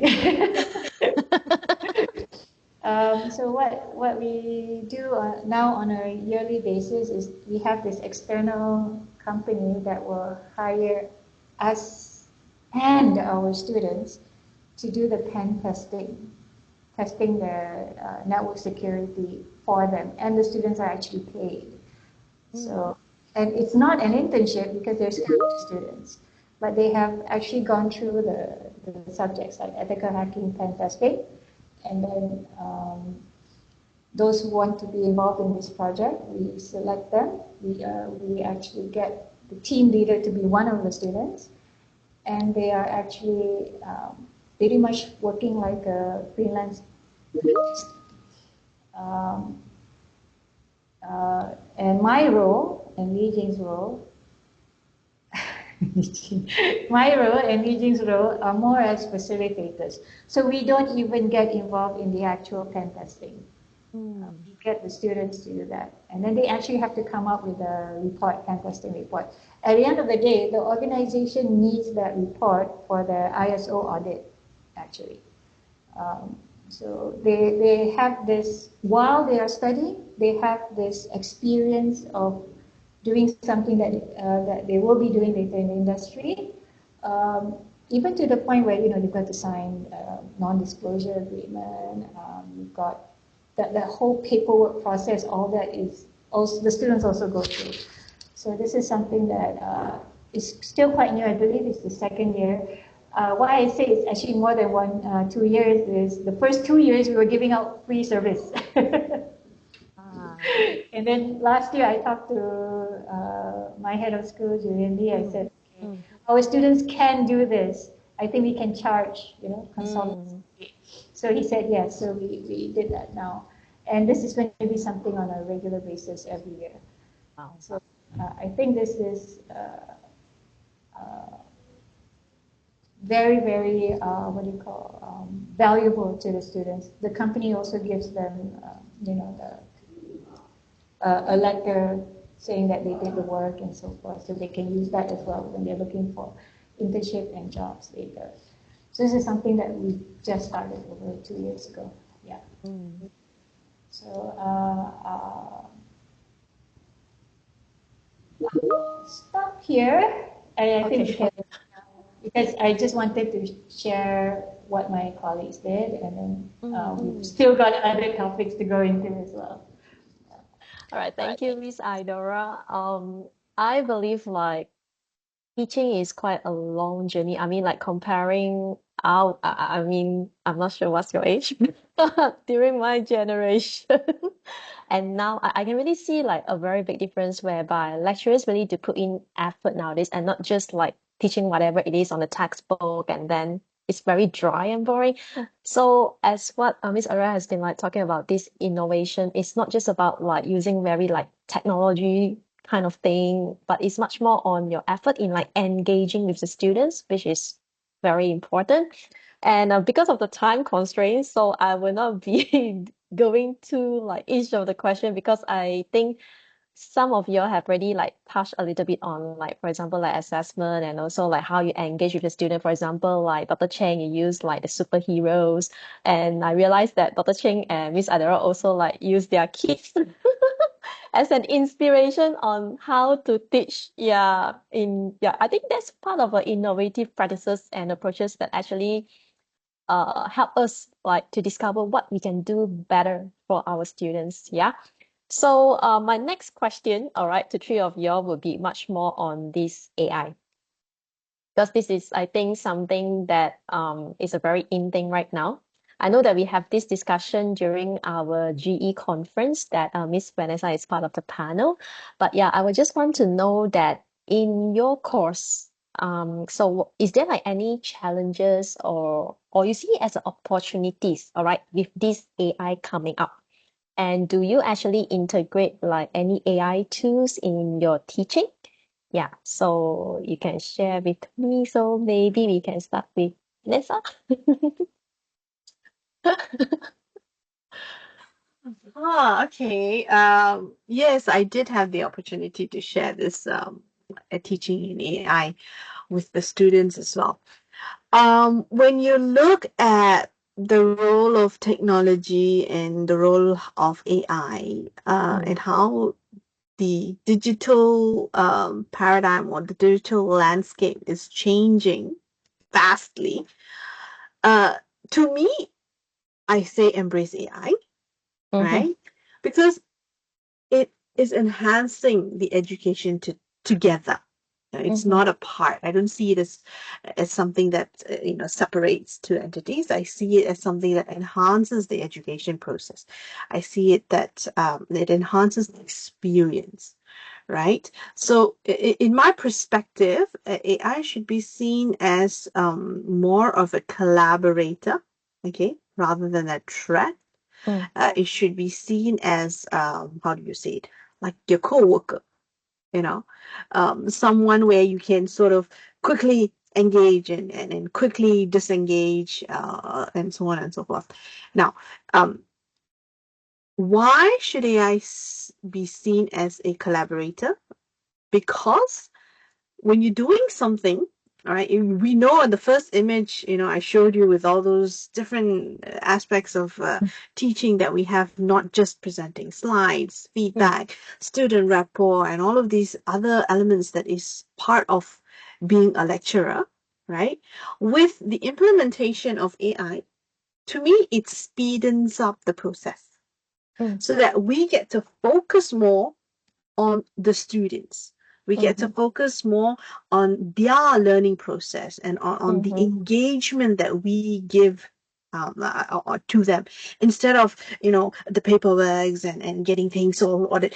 I'm not saying just go and copy and paste stuff from ChatGPT and use it. And of course, even if you go to ChatGPT or Gemini or Konjac or whatever it is, you have mm-hmm, to have that content, right? You have to make sure you give AI that content in order for it to do its own arrangement. So something that may take you 15 to 20, something that may take you 1 hour might take you 15 minutes with the help mm, of AI, or maybe 30 minutes with the help of AI. But mm, of course, you need to give the content. You have to give. So first of all, when AI came about, and I was like, okay, let's try this out. And then ChatGPT was something that's already there for a while, and recently it got the hype. But besides that, there's every day there's a new AI. There's something new that's coming about, and I'm thinking, how do I actually incorporate all of it? Everything looks good. It's like, you're going to a buffet and everything really looks good and you want to use everything. but there is, certain things that you need to pick and choose and then experiment with yourself, with teaching, and experiment it to see how you can navigate through it, right? And also the other element is in the part of what do you call ethical integrity, right? When it comes to AI, it's like also how do you navigate this element of ethics, the consideration of ethics in AI.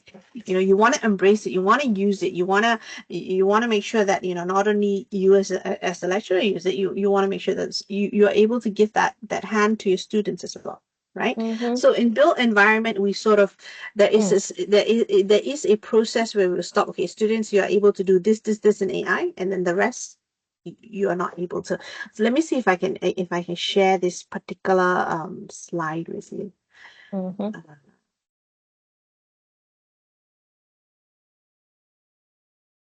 Can you see my slide? Not coming up yet. Not coming. Oh, this. Anyway, so while I'm using this as a pivoting, um, so there is a moment where yes, AI is important. It's a co-worker, all right. But there is also a moment where you need to restrain, or you need to constrain what are the elements that you can use in AI, or you can allow your students to use in AI, and what are the elements that you cannot use in AI, because it's essential that the students know what are the things that they can and cannot do, right? So when you integrate your curriculum, or when you integrate your design aspects to it, I hope you can see the slide. If not, I need to do something else already. It's All right. already on the So screen. I don't allow the students to use AI in the first 2 years. Okay. I say if you're a first year student and second year students, no, there's no such thing as AI. You're not supposed to use ECAI yet, because I want them to learn the conventional way. I want them to go through, the proper processes, because they need to know these proper processes. So later on, when they do prompt the AI, they know if it's right or wrong. Because if they straight go into AI, they will not know if the process is right, or if the conceptual development aspect of it is right. So when I look into design, especially the final year students, or towards the final where they have to do a lot of renderings, and in order to get the feel, right, the conceptual development up, I always say, okay, fine, make sure you do that, the observation, your research part, which is understanding the project part one, and then number two, you do your own brainstorming and mood board and so on. Then I also say, look, you can also have an idea. You can also use AI, like from AI Blender, to upload your sketch and see how you want your space to feel. Right? What are the materials that you can possibly use with that particular style? You can mix and match and see. Right? So that is a role as the final year students in AI. That is what we allow them to do, right? So there is this fine line of constraint, what you can and cannot do in AI. And during the final submission, how do we identify it if it's AI or not? You actually can literally see if this rendering is done by 3D Max or this rendering is done by AI. All right, because sometimes they try to cheat us. They're like, okay, all the renderings are done, but then when you look at the floor plan and you look at the elevation, it doesn't match up. So yes, AI is here to stay. Students can use it as lecturers. I don't say don't use it. I do use it. But I need to make sure what are the prompts that I put in. I'm like, sometimes I don't know how it's going to offend this, or I hope it's not taken out of context, right? Sometimes I'm like, all right, I have to write an email to this person, but I need to make sure that sometimes you feel you have so many things to do and you just type out this email, so that it sounds a little off, right? So it's like, okay, put it into AI and say, can you make it sound really humble and make it sound really sympathetical, and then AI comes out with all these sympathetical words, and oh, okay, this sounds really nice. So I just do some editing and then I send it, and I'm like, so the person who receives it, no matter how how the scenario is, or what the person is going through, and the person reads it, and it's like, okay, the person needs one thing. The first goal for me is the person needs to get what is it that I'm trying to say. But the person needs not to be offended, because the moment the person gets offended, everything else that you say does not enter. It does not register at all, right? So I use that for my email. So if we get really, really nice flowery words. I'm not saying anything, but yeah. So that's one of the ways that I also use AI to aid me. But also the fact that sometimes I need to implement some lesson plans, need to change it here and change it there. So AI helps in that way as well. In a way, when you look at the challenges and opportunities, how you can implement AI in education when you're embracing the change in students. When you have your art courses, you have your assignments, you want to analyze. Maybe you can tell AI a prompt, right? But the analysis, like for an example, analyze a famous painting, right? AI will give you the general information, right? But in order to get the context, the historical value, and also your experience, and then justify this particular painting, that's what makes that debate or makes that presentation yours, right? So if you say, is the AI a threat to design or interiors and architecture, I would say no, it's not a threat, right? It is there to aid, to speeden up the process. It is not to threaten us, because it cannot be humanized, especially when it comes to design context. I'm only talking about the design context. So when it comes to design context, it's very hard to humanize it, right? Because you need that justification, you need that experience, you need that case study that blends in together with your design, and then the presentation part of it. So that's sort of a little on AI, and I'll stop sharing here because I think everyone's will have a lot of things to say about AI. I And know. we'll stop. And then what the ultimate gist, what I'm trying to say is, it is here to stay. It's like when the calculator first came about, everyone was hoo-haing about it, and now everyone needs to use it. You have a certain, when you go to high school, you still have to use your scientific calculator. But the issue here is, we need not forget that the concept is something that you need to teach, that we need to make sure that we deliver to our students, and they need to be gasping into or engaging into the concept or understanding this concept, because with the understanding of the concept, it is easy for them to deploy these prompts and understand what are the mistakes that AI does, because AI does not give you the right answer all the time. Yep, Yeah. that's right. So that is something that we need. I always tell my students, and also my department sort of follows this and say, it's okay to use AI. That's not a problem at all. It's just how you use it, and how you navigate within this landscape of this new digital technology is very essential. And on that note, there is a few books that I think that's very interesting for us to read, right? I've just been reading through this. It's called Co-Intelligent by Ethan Mollick, right? Co-intelligent. Co-Intelligence by Ethan Mollick. So All right. he basically, in that book, he urges us as an individual, as a lecturer, a teacher, or an educator, to engage in AI. Look at AI as a co-worker or a co-teacher. How does that profound impact work? So the book actually tells you how these impacts in education, and what are the challenges that Ethan had, and how did he overcome these challenges. So that's one of that book that I believe that if you guys get the chance to get your hand on, you should go, and it's a good read. Okay, all right. All right, that's all from my side. I'll let the others Thank you. talk. Yeah. All right, so Dr. Cheng, how about your side? Like how AI, did AI actually impact, like on your engineering course, like when you are preparing for your assessment, and yeah, how do you like tackle students from like using AI in their assignments? Yeah. Is there like a strategy that you use?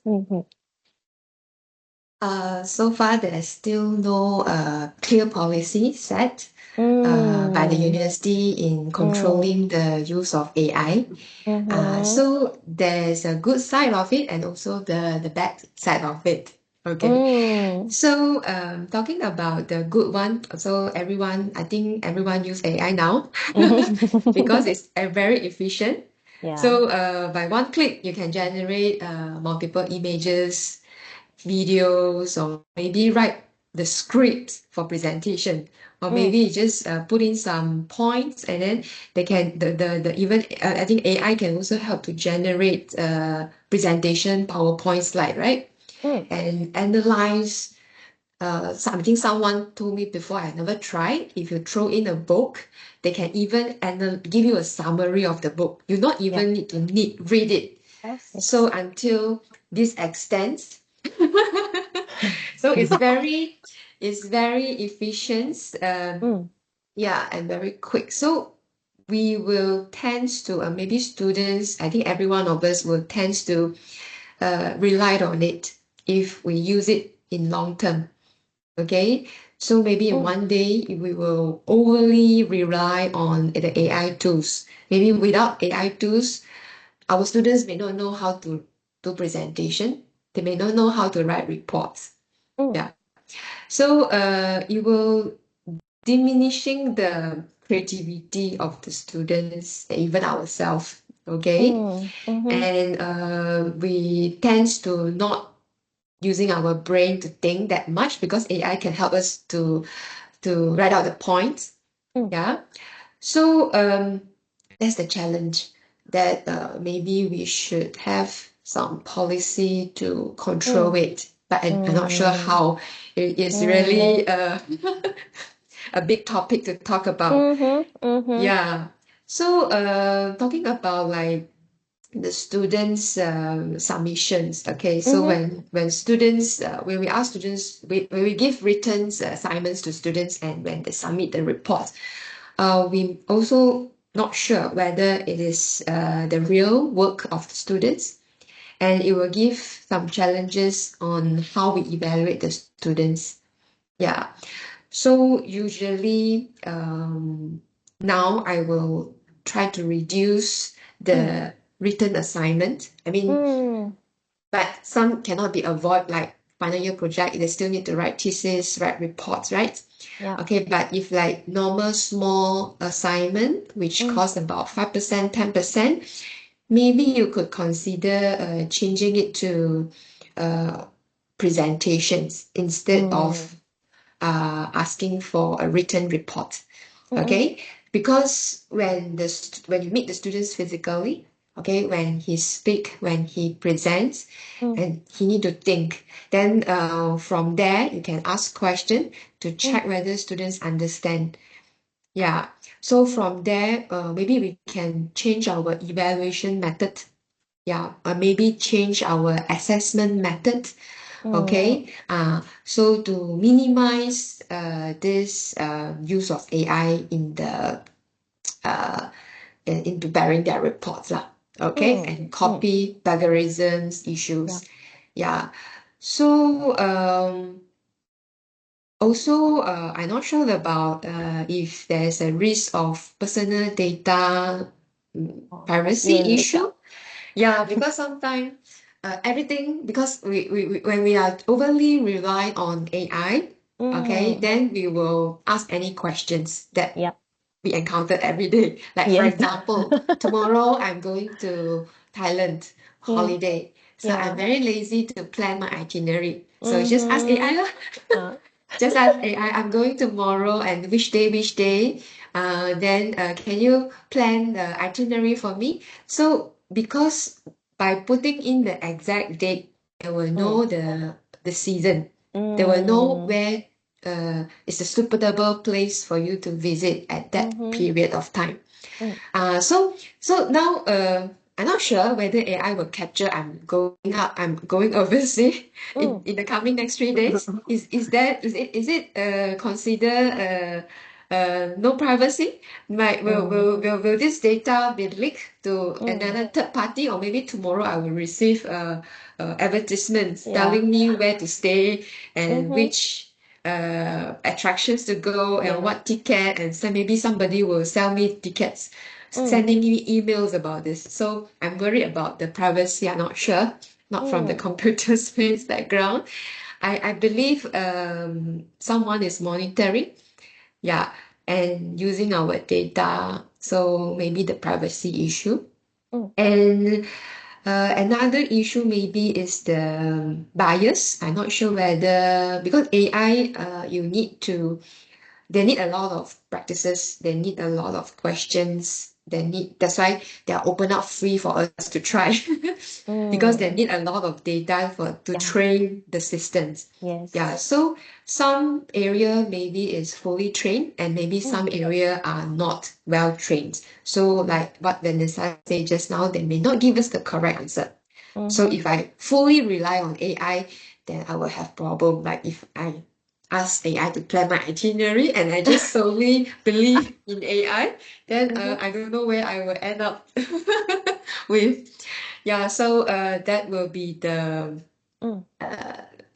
something that you need to take note when you use AI. Yeah, we cannot fully trust it, but we also cannot uh, um, because AI is so powerful, and then it also we sometimes we also need to use it lah, especially routine job like scheduling, taking attendance, or maybe so those administrative stuff we still need AI to help, okay, the humans so that things can go more efficiently. Yeah, and then recently I read the news that there's one private school in UK. They are actually using AI in their classroom without teacher. Yeah, there's no teacher in the class. So the AI can actually detect the students' level by just asking a few questions. So they ask students some questions and know the level of the students, and then they can design the teaching approach to match the students' pace, something like that. So teacher is not required anymore. So eventually, we will lose our job. So Never. yeah, so we in order to prevent that, we need to change. Yeah, we need to change Totally because we agree. cannot throw away AI. I think they have Yes. become part of our life. So maybe we need to cannot use the traditional methods anymore, Yes. like Correct. giving instruction. You have to do this. You have to follow my instruction. You have to do this. Only you can get answer. That this may not be the way anymore in future. So maybe our role will be you can focus on facilitating and guiding. Yeah, instead of giving instructions in the future. Yeah. So I think that's all. All right. Thank you, Dr. Cheng. That's I all know from me. this topic, I think all of us has a lot to say. So Miss Aidora, the pioneer and the guru of the AI. You'll be Yeah. surprised. I think I'm not really going to say that much. I think I've done a few sessions in the past. So Yes. yeah, I feel that maybe I'll just, again, Wrap up. summarize. uh, I think that fear is there as an educator. You know, will this profession still exist? And of course, me coming from computer science, uh, I honestly don't think AI will take over the role of the educator. More of like what Dr. Cheng said, we just have to. I mean, how did we learn when I was a student? How did I learn, and how students learn now? It's very different, right? And it's going to keep changing. 10 years, 15 years, 20 years down the line, where education is evolving, and so many other industries as well. It's not just education. So it's more of, okay, we have this. There's always that fear though, right? Because it has this potential to take over. So how do you embrace it, or how do you? It's always you can't not use it, right? You don't want it to what's the word? be the all and only solution, right?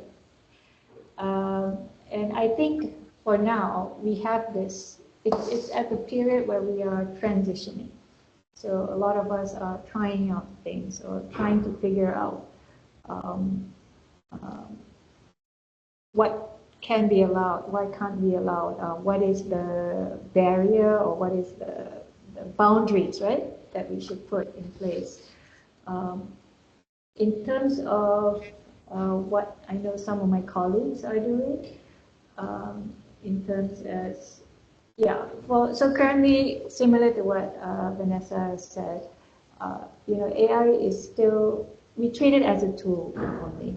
It's not the, and the only thing we can use right now, right? Or we allow AI tools like ChatGPT, Gemini, and so forth to do everything for us. Vanessa pointed out the issues with the current level of AI at the moment. So I know some of my colleagues, what we're doing is we try to localize the content. As you know, when you ask or use chat, what we call these kind of tools, AI-based tools, and Dr. Cheng mentioned, you need a lot of data, right? You need a lot of data to get the information when you ask to be more and more accurate.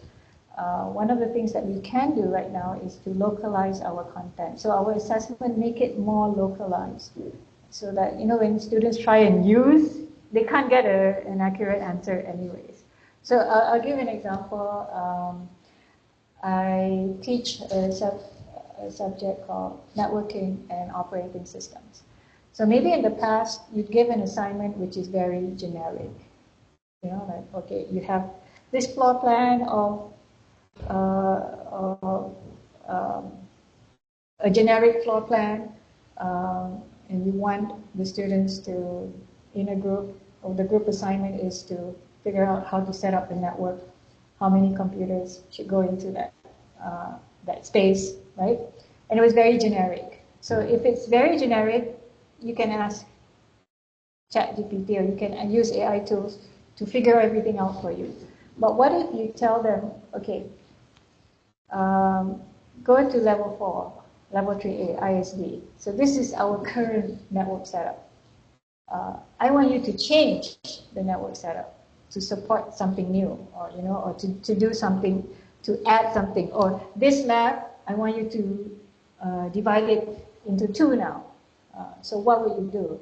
You can't really ask the answers through ChatGPT for those kind of assessments. So you could try to localize. I don't know if I'm using the right word, but something like that, where it's more specific, where instead of a general question. So I know a lot of my colleagues are doing that now, making it more specific, local, looking at actual problems that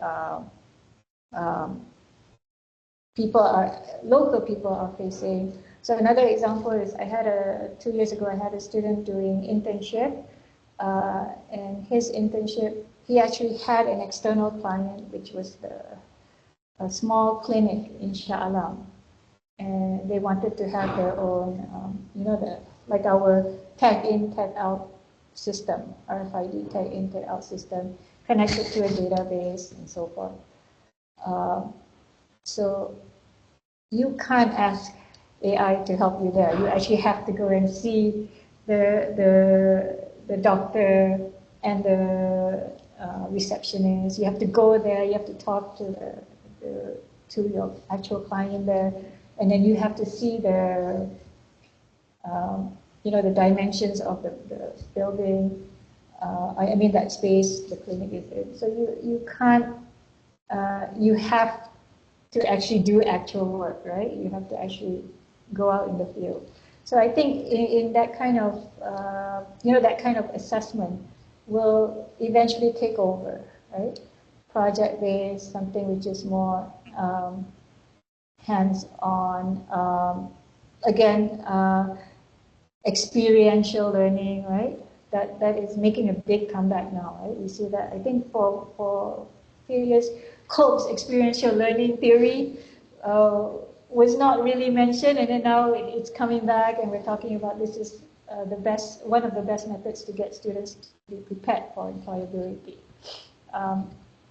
So yeah, perhaps localize the content, make it more project-based. You need to, it might be a good idea to diversify your assessment. And I have an example where for my ethical hacking class, if you look at MQA, the assessment is basically 50% final exam and then 50% coursework. And then under MQA, the COPPA document, it says 30% assignment, 20% test, right? So the test component, you can make it more practical oriented. But I want to talk about the assignment. So you could have, in the past, I'd have just one assignment, one question. But now I've actually broken down the assignment into 4 subsections, where 2 are very technical, like that network example I gave, so you can localize. And then I have one where they do that missions. So the missions is a very small percentage, like each mission is 3% only. So total 5 missions is only 15%. And remember, the idea is the students don't need to even pass the mission. To get that 3%, they just need to attempt. It's okay if they fail. So now probably your question would be then, what is the incentive for the students to want to do well, right? So what I do for that missions part is, I'm not sharing screen, right? Am I sharing screen? Yes, you're sharing the screen. Yes, Okay. you are. All right, sorry. Okay, so if you look at the missions here, as you can see, it is part of coursework. So I do have like the individual assignment, the group assignment, and then the missions is part of a sub-part of the individual assignment. The individual assignment, like Dr. Cheng said, one is a presentation, oral presentation. And I tell the students, the oral presentation, they cannot use slides. They can use any other form to present except for slides. And then the second component is these missions. So you're probably wondering, okay, how do you motivate the student if you, how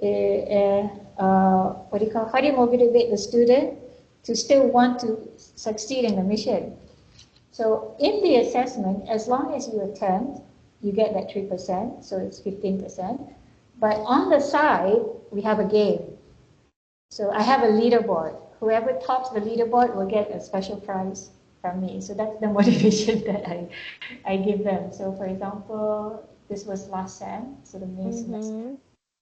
And I have side missions as well, where they can do stuff to get more points. So I have a leaderboard, and then what they do is the first top 3, they get special prizes at the end of the SEM. So the idea is to teach them about one skill that a pen tester needs, which is called social engineering skill. But on the side, so it's part of the assessment, so they learn about the skill, but to make it competitive, on the side, there's also a competition who gets the highest points. And then at the end of the semester, they get bragging rights, and then they get a prize. You don't need to give anything expensive to the students. They're just happy to be like, yes, I'm number 1, I beat my classmates. In fact, this SEM, I did something a little bit different. I actually asked the students, what would you like? If this was the budget, what would you like? So they gave some very good suggestions. Okay. Because I tell them, no, there's nothing, like, you're not going to get an iPhone or something like that. Oh, Susie's asking, what prize do I give them? I once noticed that one of my cohorts, they really love food. This was a group last year. So what I did was, you can actually find those huge ramen bowls, the huge ones that come together with the actual chopsticks, right? Very good, huge ramen bowls with the chopstick. And then they have those nice, the Gen Z wording at the side, right? So they actually like that.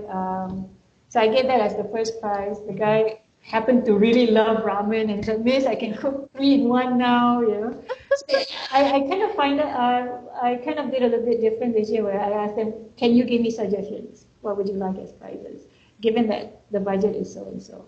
So I've given things like that to them. Some even have. Sometimes I give them those physical puzzles that you need to solve. The ones that actually help your brain and so forth. But the students are happy, like, "Yeah, I'm number 1. I beat you." Right? So I've done that. And these are things that when you do, AI can't help you, right? AI can't help. They can give you suggestions, but they can't help you in actually doing the activity itself.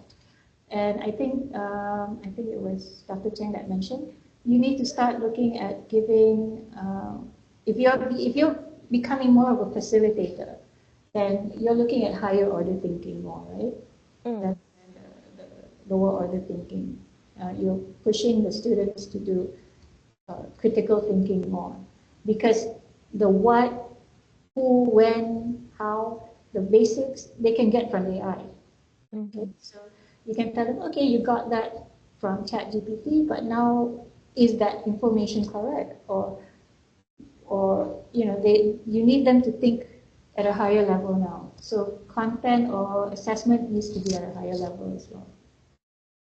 And of course, putting reflection and so forth is also things that can move away from depending on AI all the time. And I will just summarize so that we can move on to the next topic. We have this diagram here. This is on AI-enabled technologies.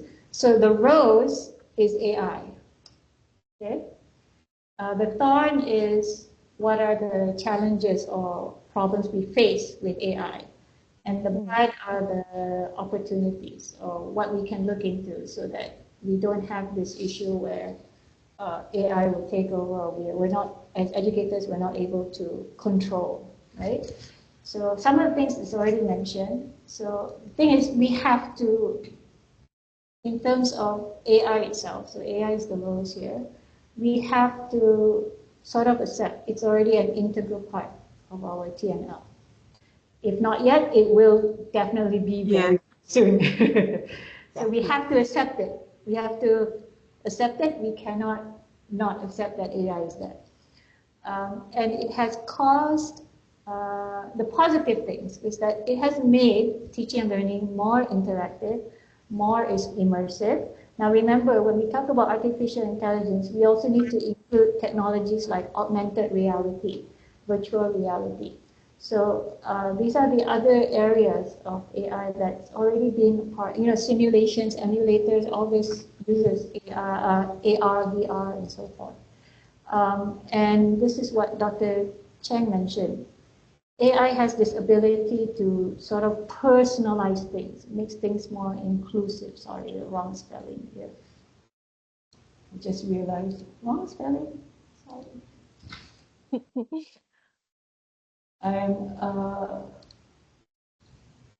Okay, sorry about that. Just realized that. It's all right, it's all right. Because the way you interact with AI technology, it tries to be as human-like as possible, right? So Dr. Chen mentioned that there's one school in US already, in UK, right? Already AI teacher, right? So that kind of means that the kids interacting with the technology is interacting, there's almost like, it's not a human, but they almost feel that it is a human, right? So it's getting more personalized, more inclusive. Again, don't don't view that as a threat to us, but how can we embrace that, right? It provides better support for blended learning. It supports global learning.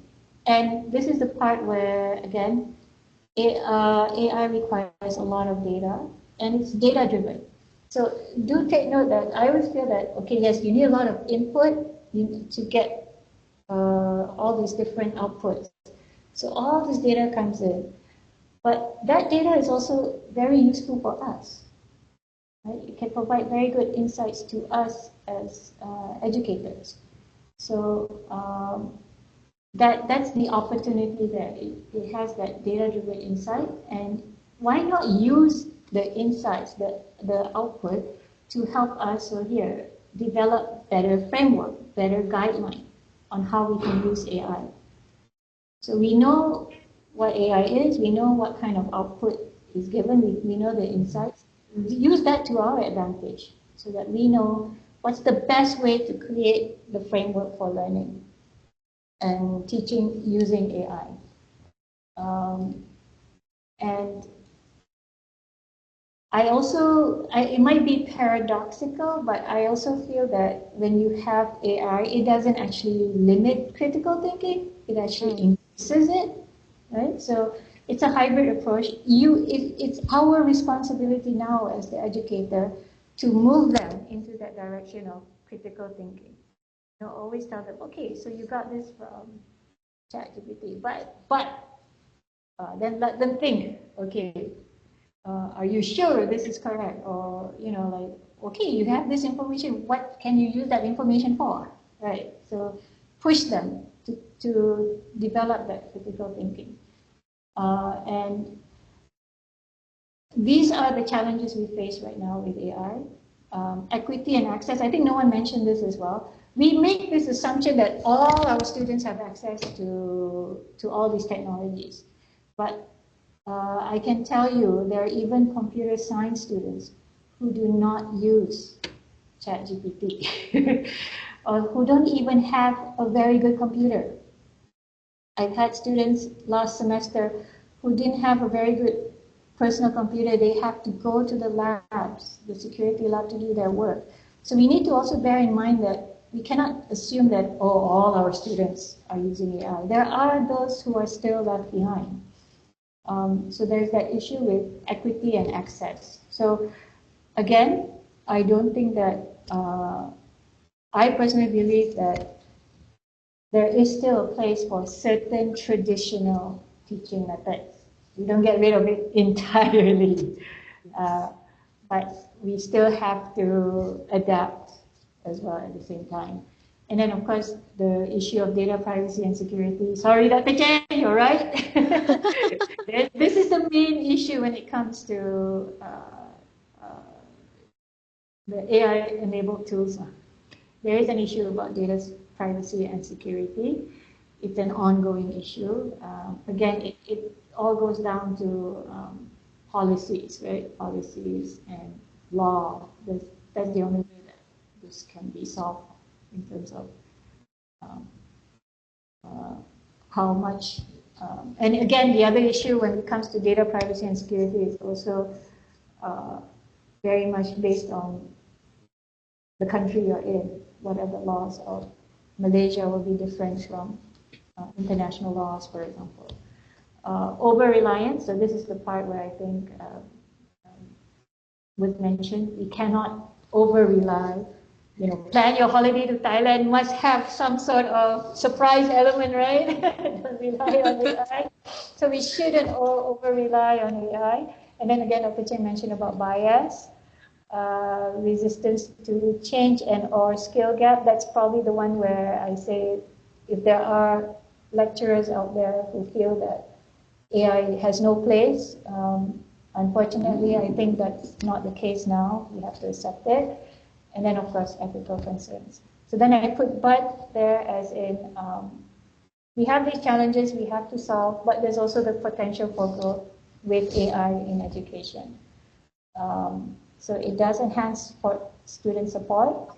I just give a very simple example. The mundane routine things, Vanessa said that as well, that we spend maybe 15, 20 minutes last time, we don't have to worry about anymore, and we can focus more on the important things. AI supports very large student population. And hopefully, remember, equity and access. Right now, there are students who don't have access. We do know that, the free AI-based tools, it's free for certain reason, and if you want the full features, you have to pay, and that's not cheap, right? That's still quite expensive. So that's also equity and access. But more and more demand is there that it will be more sustainable and cost effective in the future. I kind of think that I'm not going to really show on examples of AI tech because I've done that before, but more of like looking at it from a broader view of where we are now, what are the challenges we face, and what are the opportunities out there for us. I'm not sure if the chat, I've been ignoring the chat a bit. I don't know, Dr. Alicia, if there's any questions there. But, back to you. All right, thank you very much, Miss Aidora. So about this part, actually, I would like to share some resources with all of you. So I'm actually part of this UOWGE Digital and Blended Learning Committee. So they actually share this what is this called? The research. So I just share my screen with you. Okay, not this one. So it's actually on the assess. It's a paper from the engineering school. Of course, not from UOW Australia engineering school, but what they did on this is they assess the performance of this Gen AI like ChatGPT, Copilot, Gemini, and Wolfram on 10 engineering subjects. So the assessment types on these subjects, I mean on engineering subject, including like online quiz, numerical, oral, da. But what we want to highlight on is they actually developed this table called the Gen AI Assessment Security and Opportunity Matrix. Yeah. So which I believe UOW Malaysia will, all right, implement this thing, all right, is to risk, to evaluate the risk of the assessment that you have for your course. So, I'm going to share this paper after the end of this session so that you can have a good read on it, all right? And they did like evaluate the risk on like class participation, like what is the impact of Gen AI? So it's very low, but on essay it's very high. So we are planning to actually develop this metric based from this table. So how does it work is that depends on the assignments. For example, like if you have like 2 assignments for your course. So these 2 assignment, we will assign a risk to them as according to this table, like if it's like high risk or low risk. So over here, so the risk over here is the Gen AI impact if it's like very high, all right? So 4 means very high and then 1 is considered low. So over here, you can see at the note over here is that, so assessment that you think that the risk is at 3 and 4, it should be accompanied with a second assessment. That is like, how you call this? So you somehow like you can balance that student, of using Gen AI. So you can actually test on the understanding and also monitor what's the student progress. So it won't be like your assessment is all like, so in other words, I would say like as what Miss Aidora and also Dr. Chen talk about this, diversify your assessment so that student would be able not to just using Gen AI. Yeah, so yeah, this is something that I would like to share with all of you on this AI impact on the assessment. Yeah. All right. So because of the time constraint, and I know that Miss Vanessa, she has a workshop to run to. So sorry that I know that all the speakers they have like really put in the effort to prepare for this workshop. But yeah, I know that all of us have so much to say and a lot to share. So I hope that maybe we will have a coffee chat 2.0. to continue the rest of the topics, maybe. All right. So, yeah, before we leave, all right, and end this session, I will just maybe like all three of you can give us like what's your message to us, like yeah, what we should do, like as now as an educator. Yeah, what's your take home message for us? Yeah, so maybe Vanessa, yeah, I always ask you first. I think we need to reverse this. Oh, I have so many take-home message because I actually even prepared for the professional development and collaboration part because I think that is very important, our interdisciplinary collaboration. Because most of the time as educators, we think that we are alone, right? We think that we're doing so many things and no one is seeing, and there's every day you come in, there is a list of to-do list, to do this and that and this and that and this and that. So it's very important for us to take a deep breath. We want to understand that though as a holistic, we see it as the strength of a university lies not on the individual brilliance, but also on the synergy of how these diverse minds are put together, and how all these departments work together, right? But we also need to understand a key role where it is that collaboration is the key to unlocking a lot of these potential knowledge sharing that we have, right? The fostering of innovation, the fostering of creativity and vibrance. And it's a very good thing that you have this coffee chat exploring teaching and learning. Because then, though now it's a small group, I hopefully in the coming sessions it's a bigger group, and many get to know what individuals are doing within the institute. Some of it may be similar, some of it may be different, some of it may spark something for you to work further, or direct you further in different aspect. But three notes. One note is, AI is here to stay, but not to replace. Yeah, it's here to stay, not to replace. So yes, embrace it. But like what Dr. Cheng said, and also just Aidora said, that the understanding of if I'm not here, will AI know where I'm going, and so on. At the back of the mind, I was like, keep on thinking, if you just Google, what are the list, the algorithm in Google is also going to send you, ads and stuff like that is related to hotel booking in certain areas and so on. So it's something that we are not going to run away from. It's there. It's to stay. So we have to find a way. We have to find a medium in order to understand that it will not take over, but it will be there. Right. That's number one. And number two is the definition of co. Right. The recommendation of the co-intelligent book that I sort of recommend just now was very good, in the sense that if you look at the words co-intelligent, co-worker, collaborate, right? All of these core elements basically mean share, integrate, right? Collectively do something together, and then mutually do something. So we have to use that to our uh, uh, to our privilege. We want to leverage this core.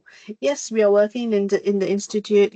Some of you in KL, some of us in Batakawan and Penang. We have to leverage this core element, in research or in knowledge. It could be in any aspect of it, right? And the last element that I would want to share as well is that it is always good to look at teaching profession as when I first started teaching, I thought of it as, oh, okay, I'm teaching right now, I'm partaking my knowledge, right? But besides that, there are so many underlying elements within it, right? You want to leverage your technology. You want to leverage the information that you have. You want to create communities. You want to create students that can go out there and preach your word. You want to encourage. You want to manage. You want to organize. There are so many elements that are involved with this, but we shouldn't forget as an individual. We also need to replenish. As an individual, we also need to have these, professional growth, right? It could be with papers, research, competitions, leading to. I don't know if UOW has a book, what do you call book club? Uh, does it? No. Maybe you can start one. Because I know not everybody has the time to read. Sometimes I don't read. The only form of reading that I get, even like I all these books and stuff like that, is either in audiobook or when I'm driving, 45 to an hour to Batakawan and I'm coming back. So that's the reading that I get in. And then I find it sometimes, all these reading elements and this podcast, they all carry a vital point.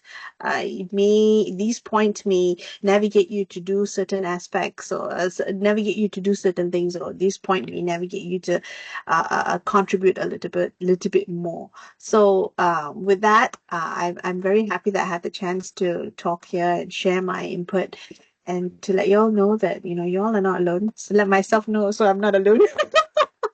that I'm hoping that everyone is here, and hopefully we'll have the 2.0, because there are so many other slides that haven't been finished yet. I know. All right. Thank you, That's Miss just my take on Vanessa. it. Thank you. All right. Okay. How about Dr. Cheng? Okay, this is a very fruitful discussion. Actually, learning a lot from the colleagues. Okay, so for me, teaching and learning, very simple. It's just two-way communication. Okay, so if for teaching to be effective, we need to it's essential that lecturer deliver a lesson, then the students are not only able to receive the information, they only also need to understand it. Okay, so this is the students understand means you close the communication loop. Yeah, so you are ensuring the knowledge has successfully delivered to the students. So we have talked about so many learning, teaching pedagogy, AI tools, a lot of digital tools. They have just help us, support us to deliver our lesson. So if our students are not able to receive the information from us, like what we want to deliver, and they are not able to receive, then this is not an effective teaching. So therefore, to me, teaching and learning, okay, the one who teach must make sure the one who listen, the students understand what you are teaching. That's very important. Yeah, so we can put in a lot of very changi technology, but at the end, students are confused. Students are not able to capture what you are trying to deliver, then it is a failure. Yeah. So I agreed with Vanessa just now. She mentioned about collaborations. Yeah. So like what we have to now is actually collaborations. Okay, we share different teaching and learning styles from different area. Okay. Yeah. I think our university also practicing now. I think having some common modules, which is attended by students from different departments. Okay, I know that my engineering students actually attended a course called entrepreneurship, which also attended by, I think, other students from other department, right? So I chat to one of my students. He mentions that he need to during the class he will need to produce a product, engineering product, and then he's working together with business students to help on the maybe the market survey and how to promote the product to push it to the market, something like that. So I think this is a very good initiative. okay, where we can have different students from different departments and maybe lecturers from different departments to share a course, which giving a bigger view for the students lah. Okay, yeah. So on top of that, we can also have collaboration, research, and grant. Okay, and inviting researcher from different area, okay, to come up with a project. Okay, just take an example. For example, our engineering students can build a automated cooking machine. Okay, like can cook fried rice, vegetables, and whatever. So we can invite maybe business schools to check on the market survey and demand, how to sell it, push it to the market. Maybe we can ask lecturers or students from culinary to share us the recipe. Then maybe we can have maybe students from computing to create maybe a digital platform that shows step-to-step instructions. Yeah, so something like that. So we can work out together to make the project more interesting and useful, more holistic in such a way. Yeah, that's collaborations. And in order for us to practice new teaching methods, we need a lot of supports from the institution. So we need a very effective online teaching learning LMS platform. Okay, we need infrastructure, resources. Okay, we need to upgrade our classrooms to modern classroom. We equipped with a lot of interactive tools. Yeah. So and also maybe be more flexible. And we are given the flexibility, okay, in terms of time management, in terms of teaching assessment methods. I know we are bound to MQA requirement. We have to do this and that in order for us to get accreditations. But maybe sometime we can innovate from there to be more flexible, to suit different diversity of students. Yeah. So let's together experiment more new approach, and hope to and continue to refine our teaching practices lah. So hope to hear from more soon. Right. In Dubai. Maybe Alright. maybe not me. Maybe I will join with the different facilitator. Yeah. Agree. Thank you Alright so then. much. Thank you so much for having Thank me. you very Thank much, you for the Dr. opportunity. Cheng. Alright. Okay. Last but not least, Miss Aidora. Again, I'll just keep it short and simple. I just like to say, I think, number one, don't be afraid to try. You know, I always feel that the word innovation sounds very scary, right? Or you need to think of something new. I always tell students, especially like when I have students that are under me for final year project, and they always say that I can't think of something totally new. But sometimes, you know, the innovation could be something that's already there, but you enhance it, or you change it, or you have something applied to A, try to apply it to B. So all that is being different, being innovative. I think it's not easy to really think of something totally new now, right? So, but at the end of the day, just like the missions game that I give to my students, the idea is try. Don't be afraid to try. Of course, after you try, evaluate, right? Evaluate what you did, and then like Dr. Chen said, um, if it's not successful for that particular group of students, um, then do something else. It's always important that process of try, get the feedback, and then improve, have that cycle. So for me, don't be afraid to try, and don't try everything at once. Choose something that is, that you find, oh, this looks really good. I could try it for one small topic. That's enough already. You tried, right? So don't be afraid to try. Once you try, then it could become an addiction, like for me, right? But the idea is try it out. Okay, give it a go. I think the second one is similar to what Dr. Cheng and Vanessa said. Share. I do feel that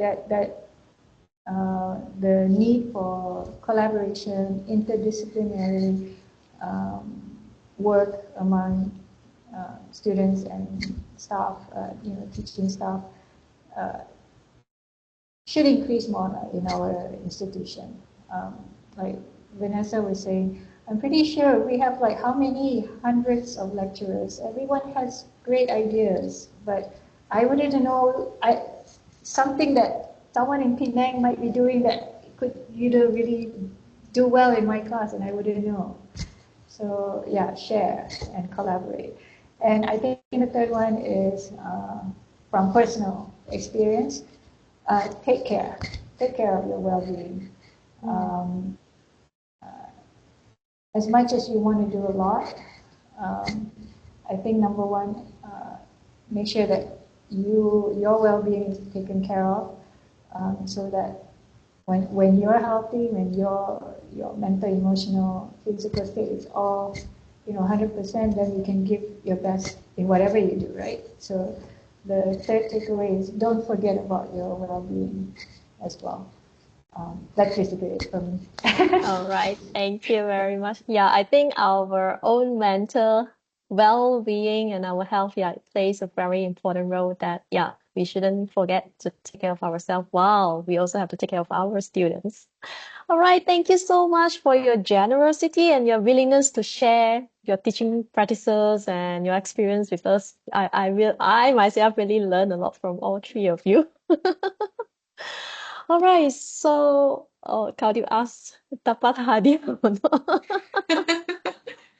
Dr. Alicia, do you want us to wait until 2.0 or allow the participants to get our materials Oh, in 1.0? Oh. all right. I will have a chat. Let's see what's the feedback, because usually after the meeting, then they will get a feedback, and then then after that I will share with you on what's the next step. Okay? Because I actually have a link here, and then I put, once you fill out the link, I'll give you the cheat sheet of what are the various teaching part that we have done, and then how has AI helped me personally, so that you guys have a little piece, so that you guys can go figure out your own cheat sheet later on. So Yeah, that's a good one. That's a good one. Okay, I also will have a chat like with our colleagues, I mean TNL, and see like how That's we me can lah. That's me. wait lah tadi. Like Podcast. how we can maybe like do like a coffee chat, something like this, just to chat and to share, maybe not just about teaching, but maybe some frustration that we all can share, and Like tea talk next time. a tea talk. Okay. Yeah, a tea talk. Yeah, that would be nice. Make sure there's coffee. And desserts, and Yeah, I true. Then I have to ask Hazim if snacks, what tea break are provided or Yo, not. Vanessa, then we all have to fork out budget to fly you from Penang to Eugene. Not only tea, no, your flight No, we ticket. go to Penang. It's okay. We can use Grab. on that note, right? I think all these sharing sessions are really nice and really momentous and eventful. But I think we could possibly have a podcast on TNL, so that they can podcast. listen to it while we're driving and so on. Like right now, for my school built environment, because I know my students do not like to listen to lectures, do not want to come and so on.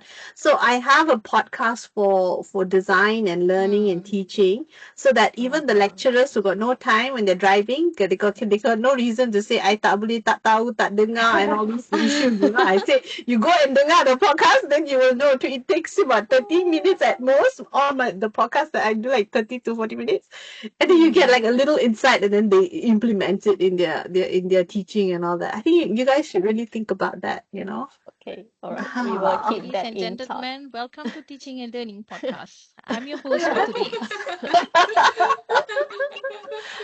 All right then. Okay, so thank you very much once again to all of you and also the participants. So have a good lunch and have a nice weekend till the 2.0. All right, take Thank you. care. Bye-bye. Bye bye. Bye. Bye-bye.